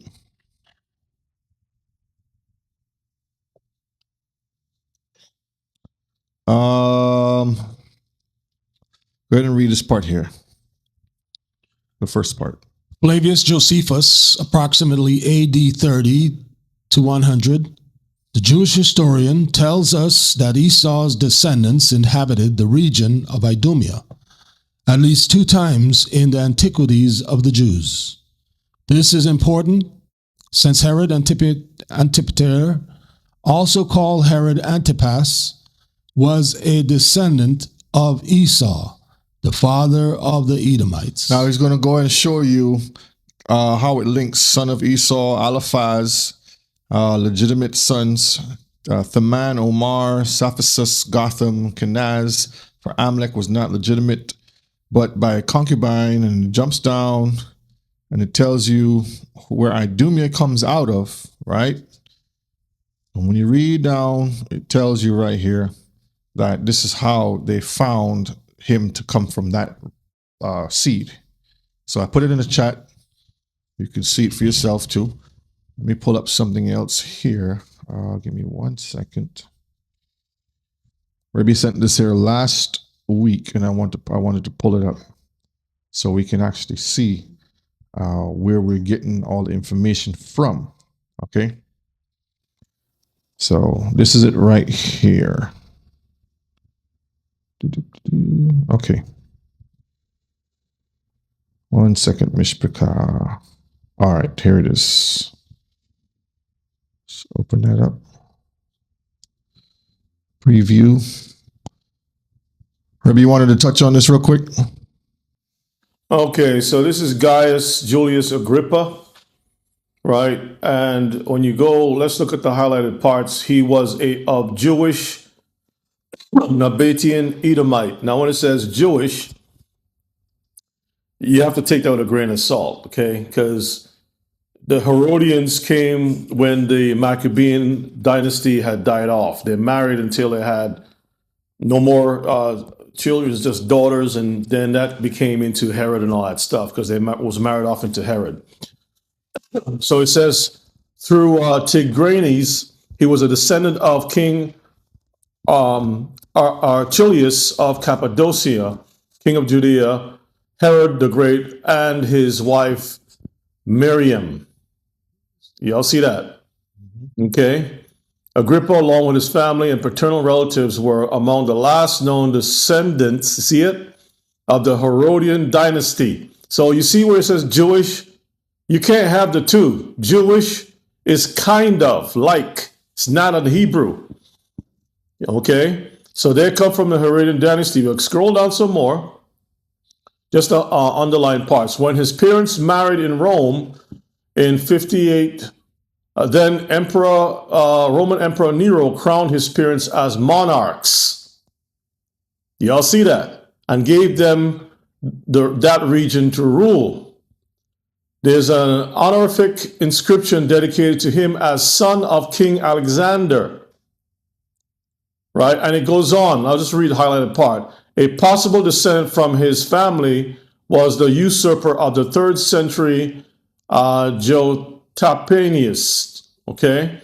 Now, I don't know if you have, scroll down some more, let's see. So there goes the lineage. Herod, keep going down. Excuse me. And there goes the guy right there. Keep going down. There goes the family tree. Okay? And he's tied into the Roman monarchs. So I think I sent you the links for all of that too. Yeah. Let me pull it I up. don't know if you have it, just to kind of quickly go through it. Yeah, there you go.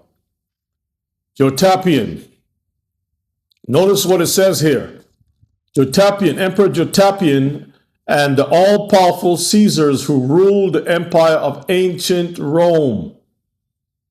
So you see how the families, and what they do is that they kind of blur things a little bit. You know what I mean? But when you dig into the family background, these people transition to become the emperors and stuff. Y'all see it there? He reigned as Roman emperor, Caesar.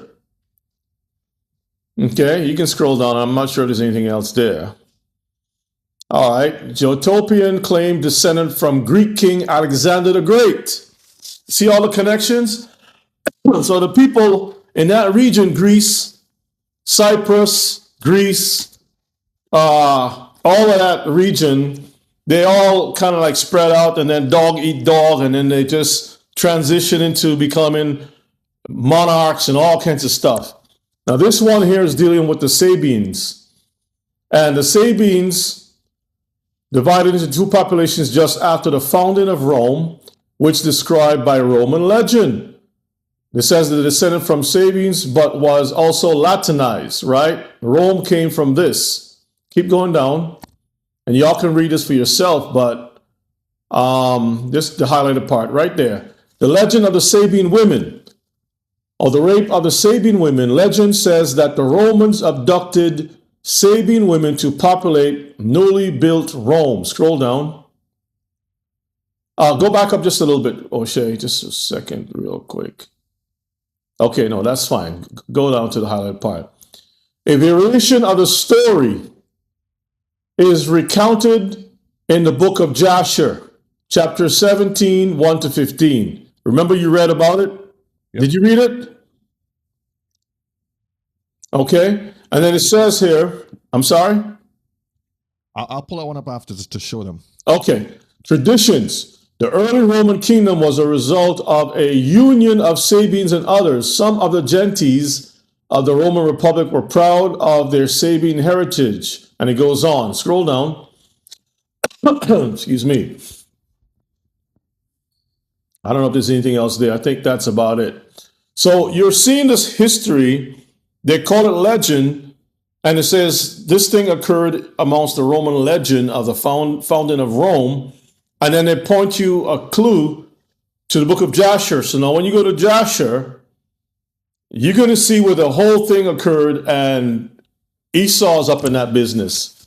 Yeah, this is where I was talking about earlier, but I didn't pull this one in here. Because again, it's so much connections to show you how Esau himself mixed in with Japheth. And you see Chittim made the war of Tubal. I was reading about that earlier, right? Building the cities. And the part where they was talking about is how they took the women, right here, who greatly delighted in the beauty of women, took wives in those days from the daughters of Tubal, so they can populate. For the children of Tubal kept their oaths not to intermarry with them. But what happened? City of, what we just read here, see it right there? Took the young women and the daughters. So when you get a chance, you can go and look at that to make the other connections and to make the connections much more stronger. All right, let's move on here. So Roman Britannia was a territory that became the Roman province. And you can see here, out of all of this, America is birthed. And today, America and the Jews are working together hand in hand to bring about the mark of the beast system. Moscow is also known as the third Rome. It's a lot of connections, Mishpachah, a lot of connections to show. Let me pull this up real quick to connect this one here so you can see for yourself. This is called the Royal Heraldry. Let me put this in the chat for y'all to have it for yourselves too.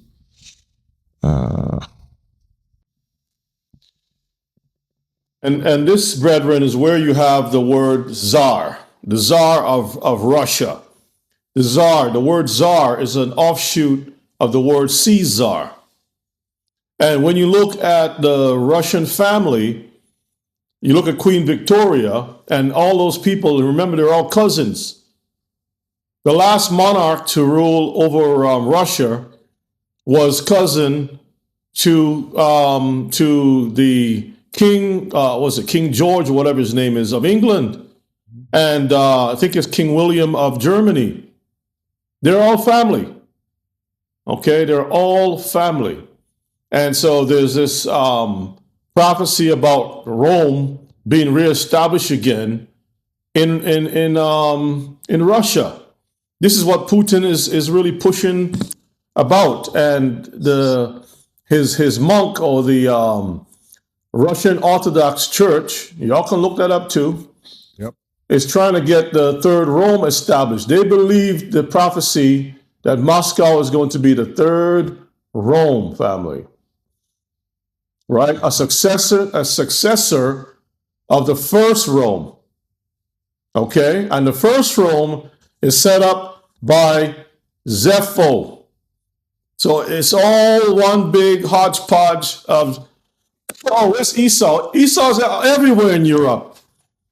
especially among the elite. Yep. Esau is the one that made the elites. Let's look at some more.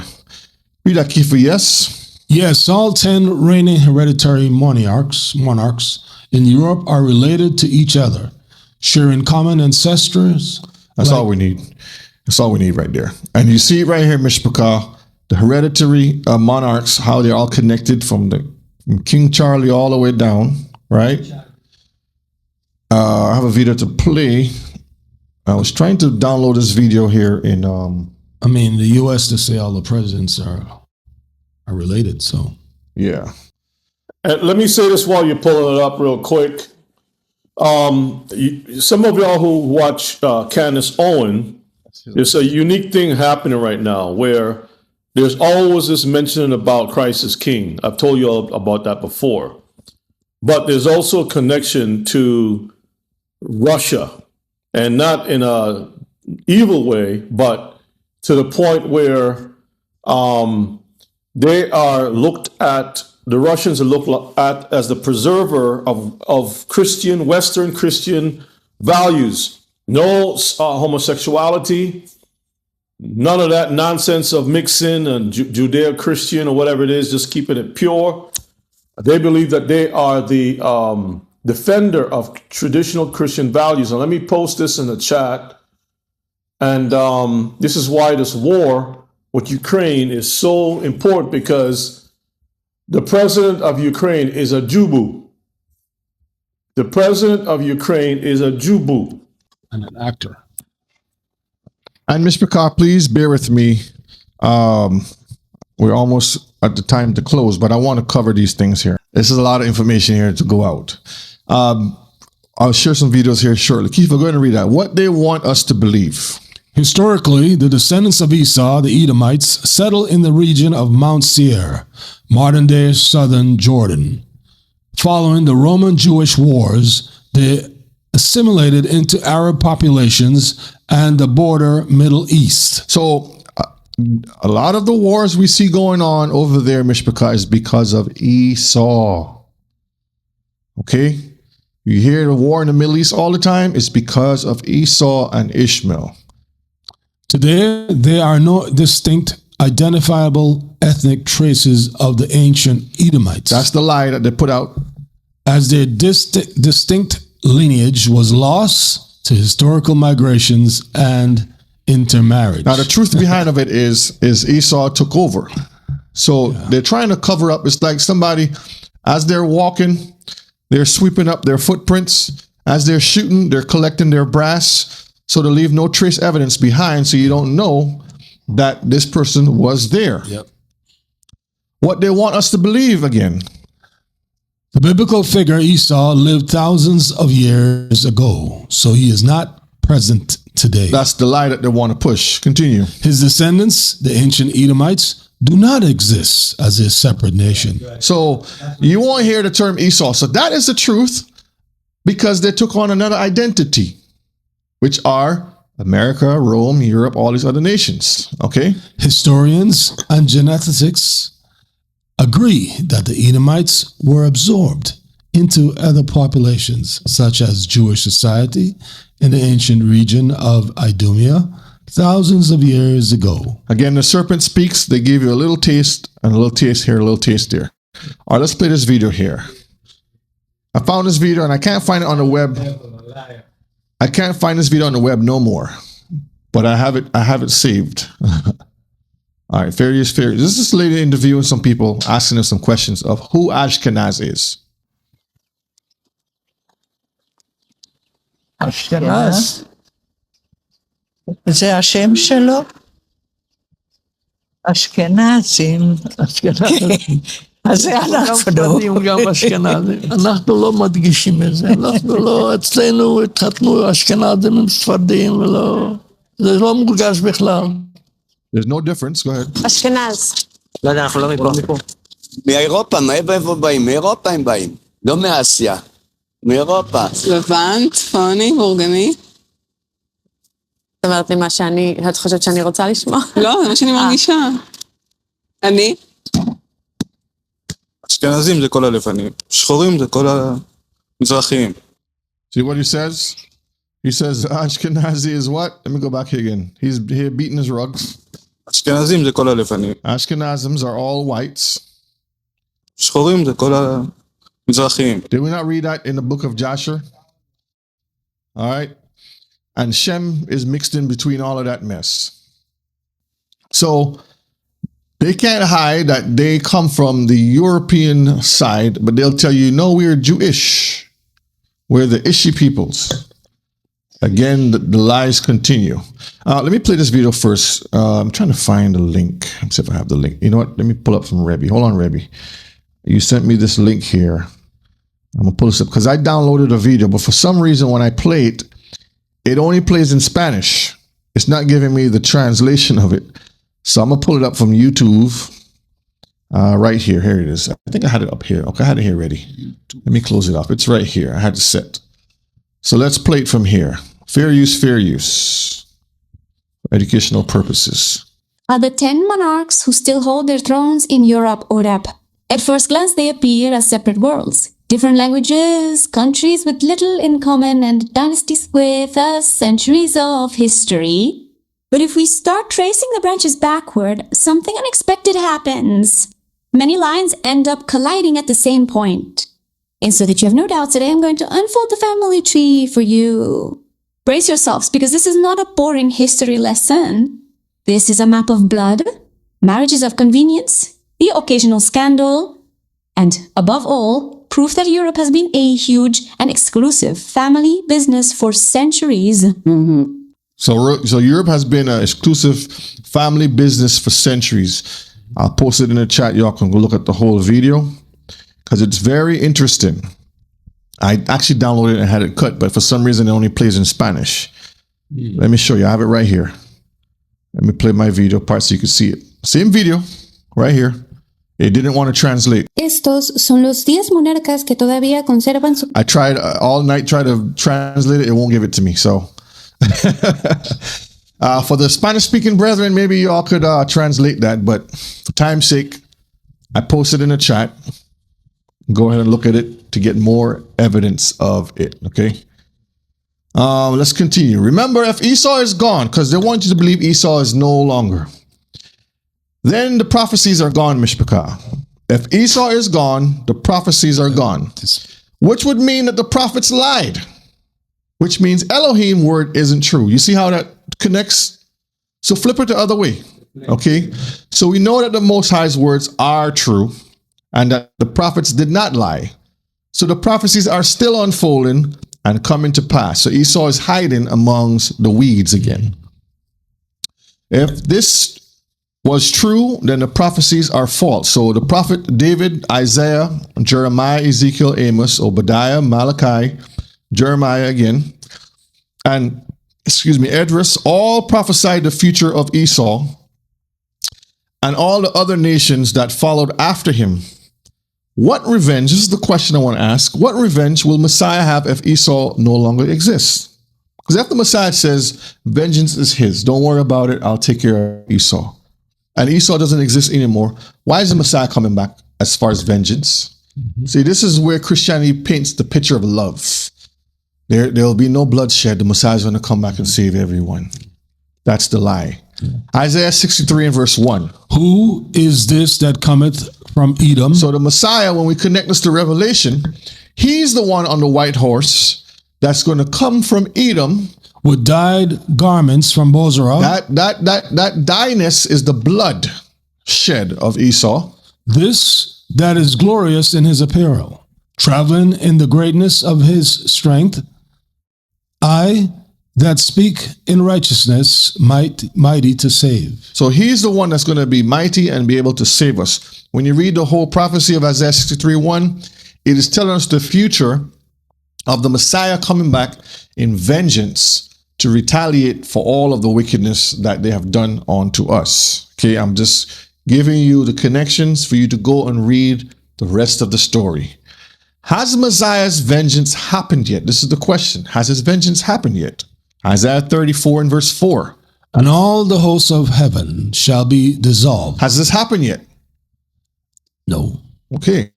And the heavens shall be rolled together as a scroll, and all their hosts shall fall down as the leaf falleth off the vine, and as a fallen fig from the fig tree. So again, has this happened yet? Do we see the return of our Messiah yet? Not yet. No. Okay, continue. For my sword shall be bathed in heaven. Behold, it shall come down upon Idumea, and upon the people of my curse to judgment.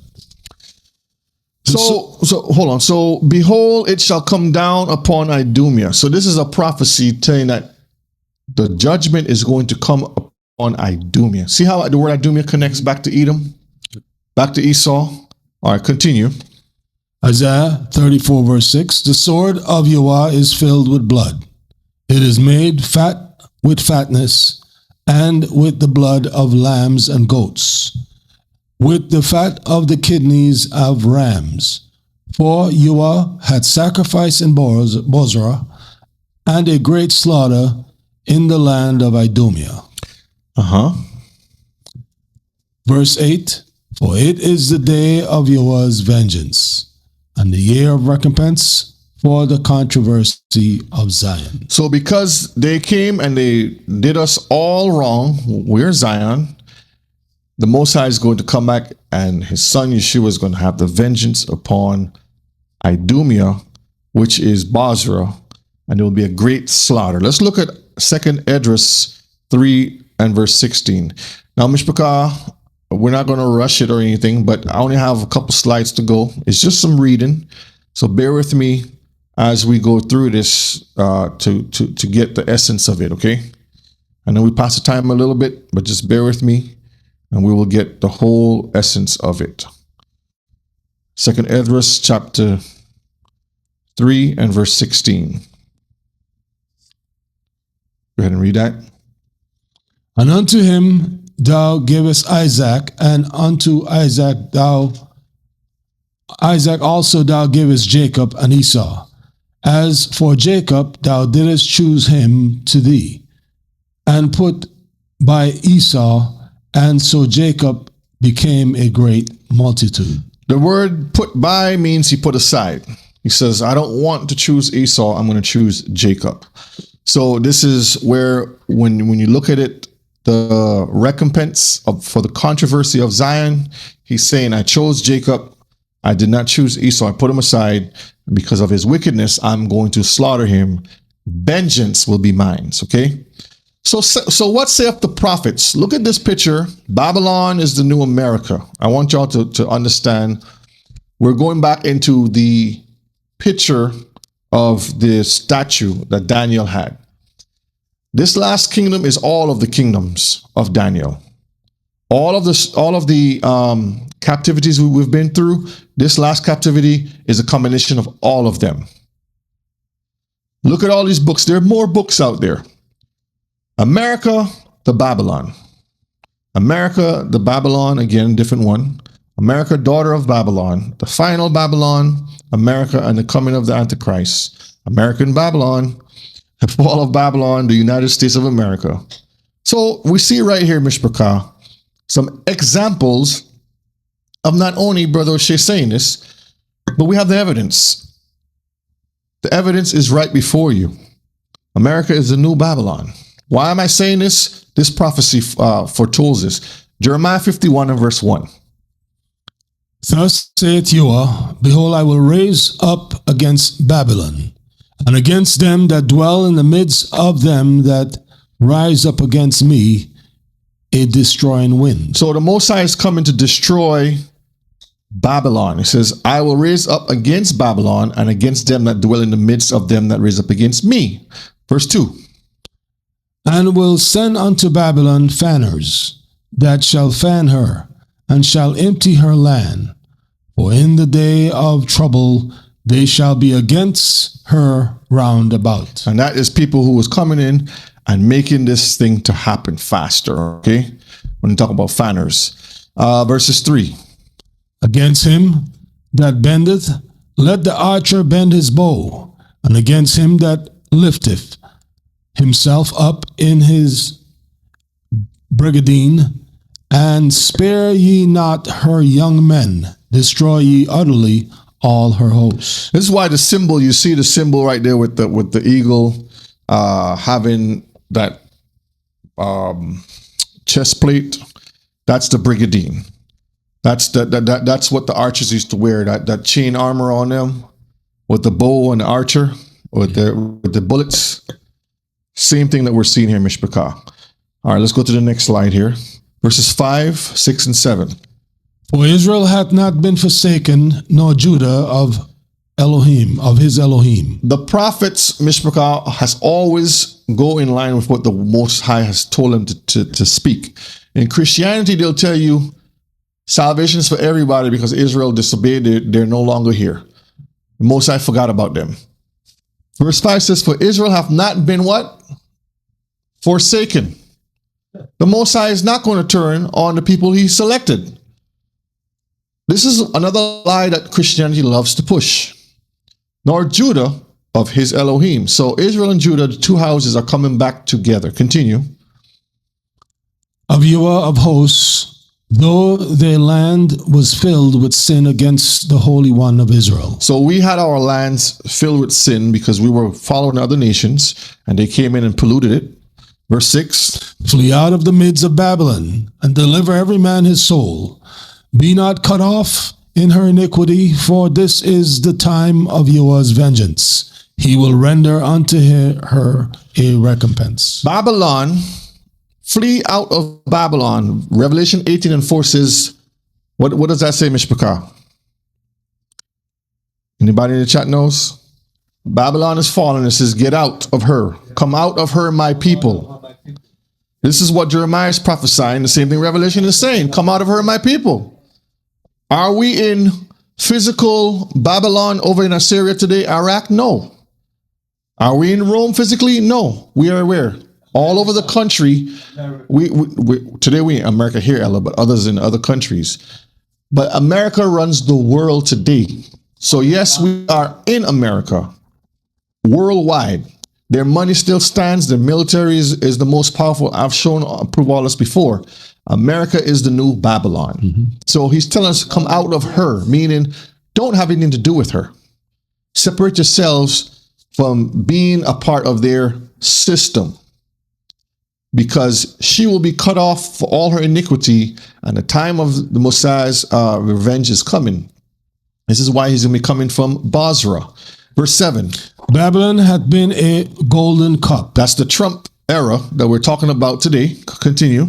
In Yahweh's hand, that made all the earth drunken. The nations have drunken of her wine. Therefore, the nations are mad. Remember when the Rabbi, what's his name again? The one you pronounced? Ginsburg or something. Ginsburg. Yeah. Remember he said that the world is going to hate Esau and going to hate Jacob?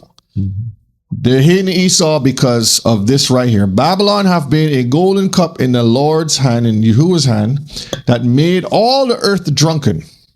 Democracy. They're spreading their lies of democracy. The nations have drunken her wine. Therefore, the nations are what? They're upset at Esau. Verse 8. Babylon is suddenly fallen and destroyed. This is to come. This is going to happen. Howl for her. Take balm for her pain. If so be she may be healed. Which is not going to happen. Verse 9. We would have healed Babylon, but she is not healed. Forsake her, and let us go everyone into his own country. That's a prophecy. The Most High says he's going to turn everyone back to their own what? Land. For her judgment reacheth the heavens, and is lifted up even to the skies. All of the wickedness that they have been doing, the Most High is going to put a stop to it, because it's going to come to a point where he says, enough. Verse 10. You had brought forth our righteousness. Come, and let us declare in Zion the work of Yahweh our Elohim. Hallelujah. Verse 11 is very interesting. Make bright the arrows, gather the shields. Yahweh had raised up the spirit of the kings of the Medes, for his device is against Babylon to destroy it, because it is the vengeance of Yahweh, the vengeance of his temple. This is very interesting. This is a prophecy that is fulfilling right before our eyes. The Medes, read down here, the Medes, the biblical land of the Medes is who? Northwestern and western Iran. Isn't that interesting? We know the Medes in Persia. We know Iran is ancient Persia, all that coast right there. Read down here. Persia was never renamed by its people. Iran is a native name they always use, while Persia was a label given by ancient Greeks.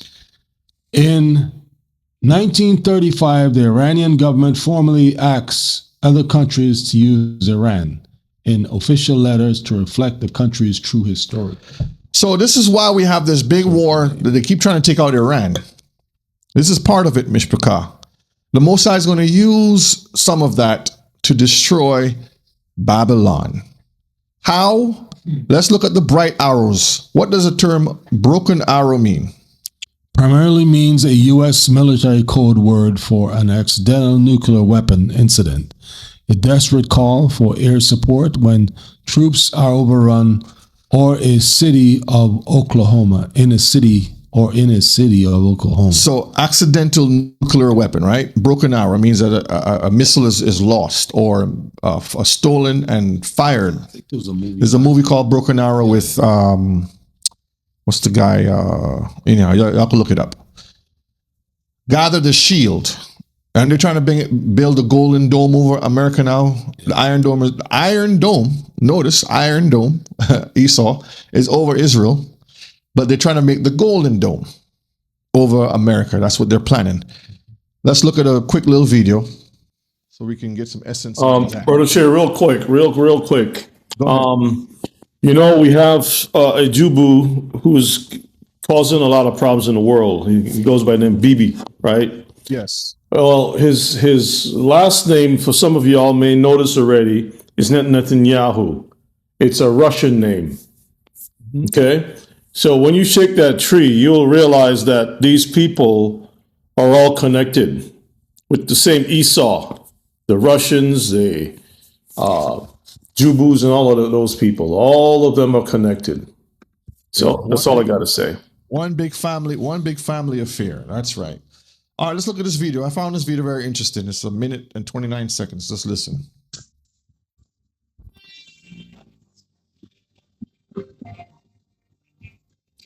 Notice it's called what? Bright Arrow. Bright Arrow.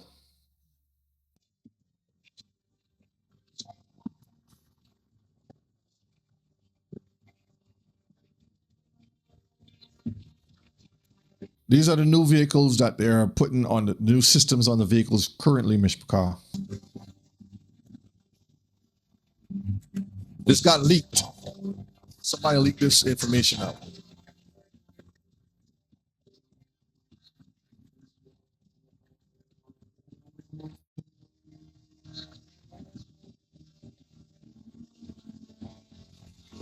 I noticed where the scenery is in the Levantine area, right? Where they have the Middle Eastern war going on.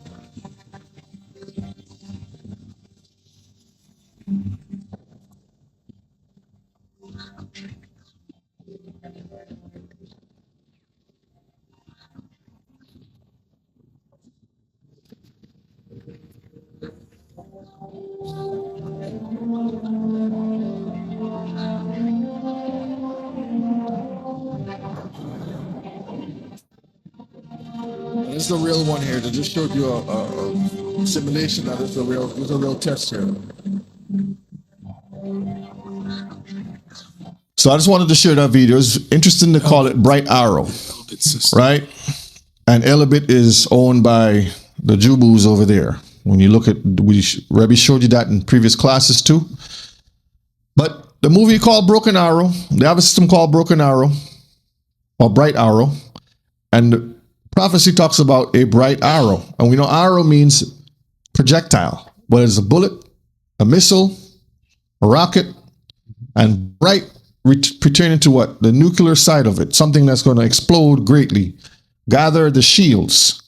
So we see, Mishpachah, everything is falling into place. We just have to sit back, be obedient, and watch everything fulfill. Now I'm not going to say, like some people believe, that the world is going to be destroyed by nuclear, thermal, whatever it is. That's not going to happen. Most High is going to preserve his children here on earth while things happen. Some places will be destroyed with nuclear stuff, but not the entire earth as some people teach. Okay? All right. I don't want y'all to be afraid. Verses 12. Set up the standard upon the walls of Babylon. Make the watch strong. Set up the watchmen. Prepare the ambush. This is what Esau has always been doing. He's always out there trying to overtake. But the Most High is going to come and flip that right back into against him. For Yahweh had both devised and done that which he spake against the inhabitants of Babylon. O thou that dwelleth upon many waters, abundant in treasures. How do I know, or how do we know that this is talking about Esau or America or Babylon today? America is the only country, Mishpachar. Read down in the AI overview. The United States has military installations on every continent except Antarctica. Every continent. Operating over 750 overseas bases across more than 80 countries and territories. So, oh, that thou dwellest upon many waters, abundant in treasures. Thine end is come, and the measures of thy covetousness. I hope y'all can see the connections, Mishpachar. The prophets are speaking. We're just connecting the dots to show you current day where we at. Verse 19. The portion of Jacob is not like them. The portion of Jacob is not like them because we are a stronger people. We are a wiser people. Only if we adhere to the law, statutes, and commandments. For he is the former of all things, and Israel is the rod of his inheritance. Yahweh of hosts is his name. And that highlighted part there goes back to Genesis 25:23. It says, and the one people shall be stronger than the other people, and the elder shall serve the younger. So this right here is coming back into fruition. The Most High is bringing it right back to us. Verse 20 and 21. Thou art my battle axe and weapons of war. For with thee will I break in pieces the nations, and with thee will I destroy kingdoms. And with thee will I break in pieces the horse and his rider, and with thee will I break in pieces the chariot and his rider. The Most High is telling us here, through the prophet Jeremiah, that he's going to use some of us within these battles to destroy and break down the kingdom. He didn't tell us to go out there and form armies and protest and stuff. Keep the commandments, be patient, and when it's time to move, he'll move us strategically through the lands and bring us to where he wants us to be during the tribulation time. All of this is part of prophecy that's happening before our times. Okay? Verse 25.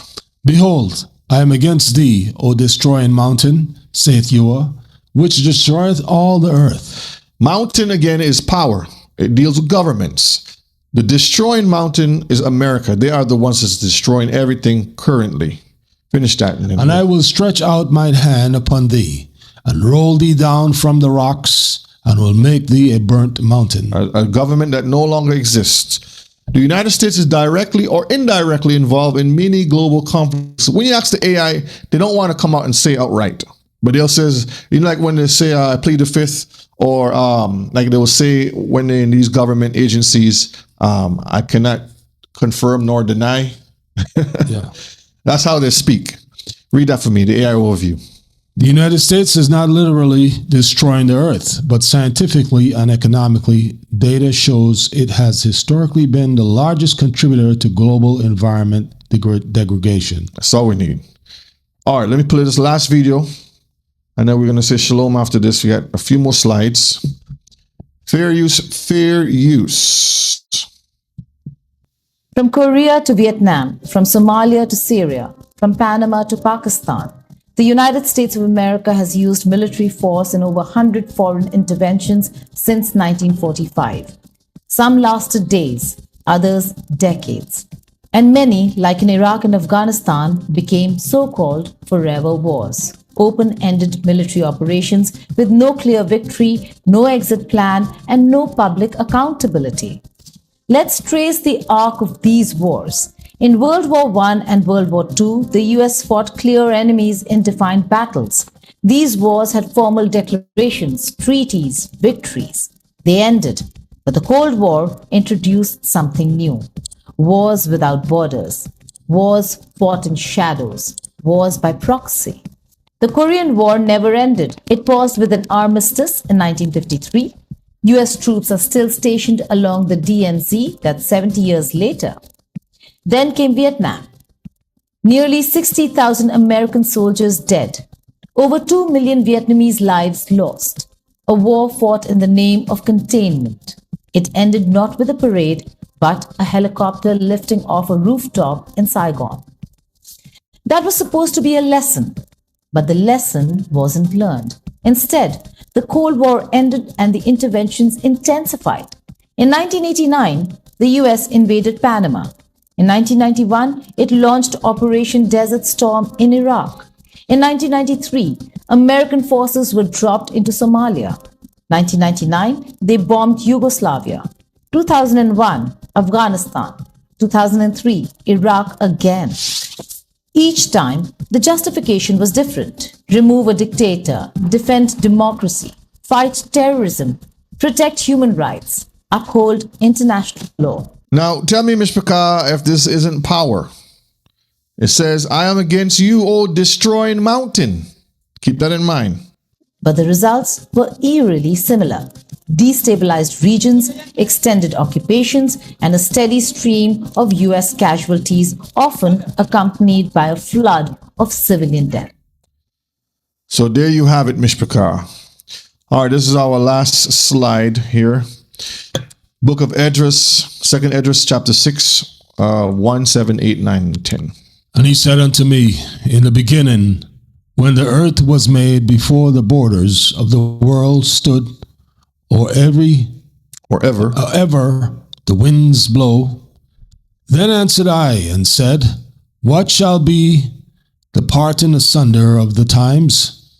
Or when shall be the end of the first and the beginning of it that followeth? Verse 8. And he said unto me, from Abraham unto Isaac, when Jacob and Esau were born of him, Jacob's hand held first the heel of Esau. For Esau is the end of the world, and Jacob is the beginning of it that followeth. The hand of man is betwixt the heel, and the hand. Other question, Esdras, asked thou not.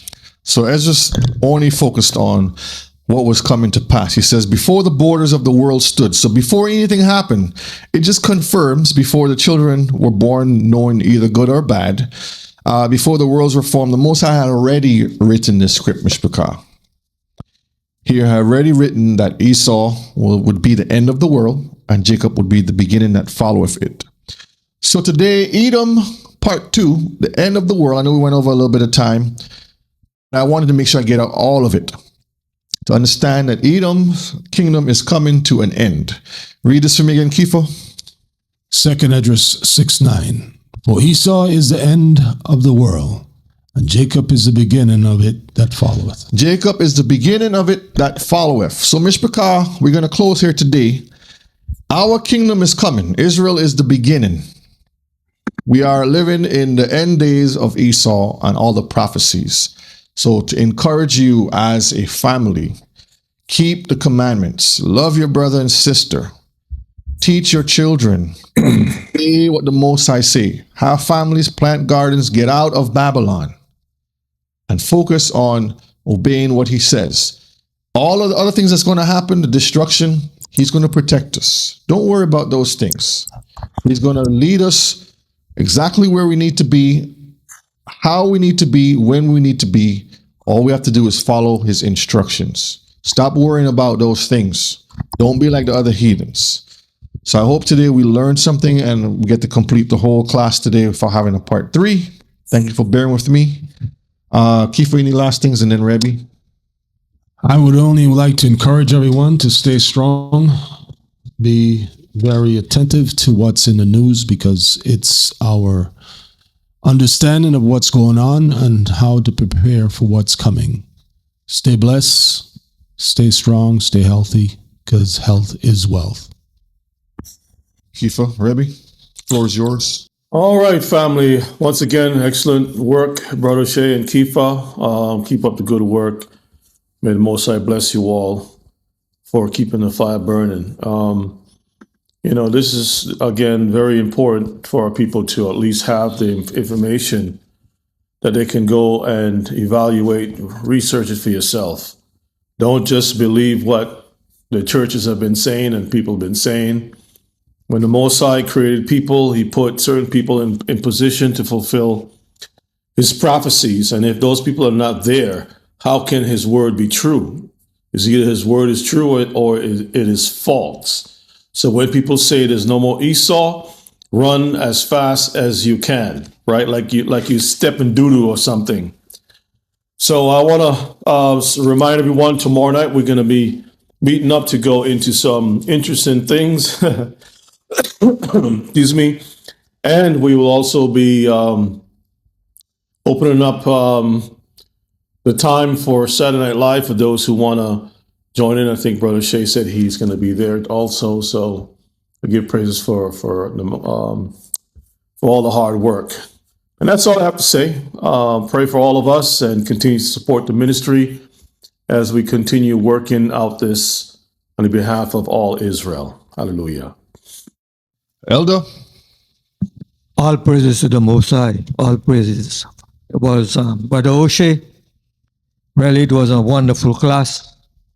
I want to give the Heavenly Father thanks for you and also Brother Kifa that reads.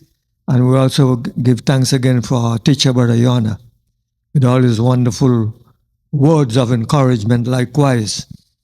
So we're going to pray. Father in heaven, it is a good thing to give you thanks once again for the wonderful works and your blessing upon us on this holy Shabbat day. We thank you again for all of us that participate. We pray that God may continue to bless us, help us to enjoy the rest of the day. We thank you, Father, for the offerings that was given.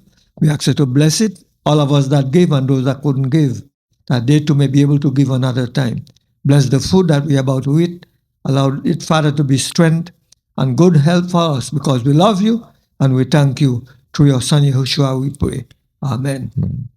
Let the words of our mouth and the meditation of our heart be acceptable in your sight. For by Yahweh, who is our strength and our Redeemer. All right, Mishpachah, I want to say shalom to you all. Until tomorrow night, we say shalom.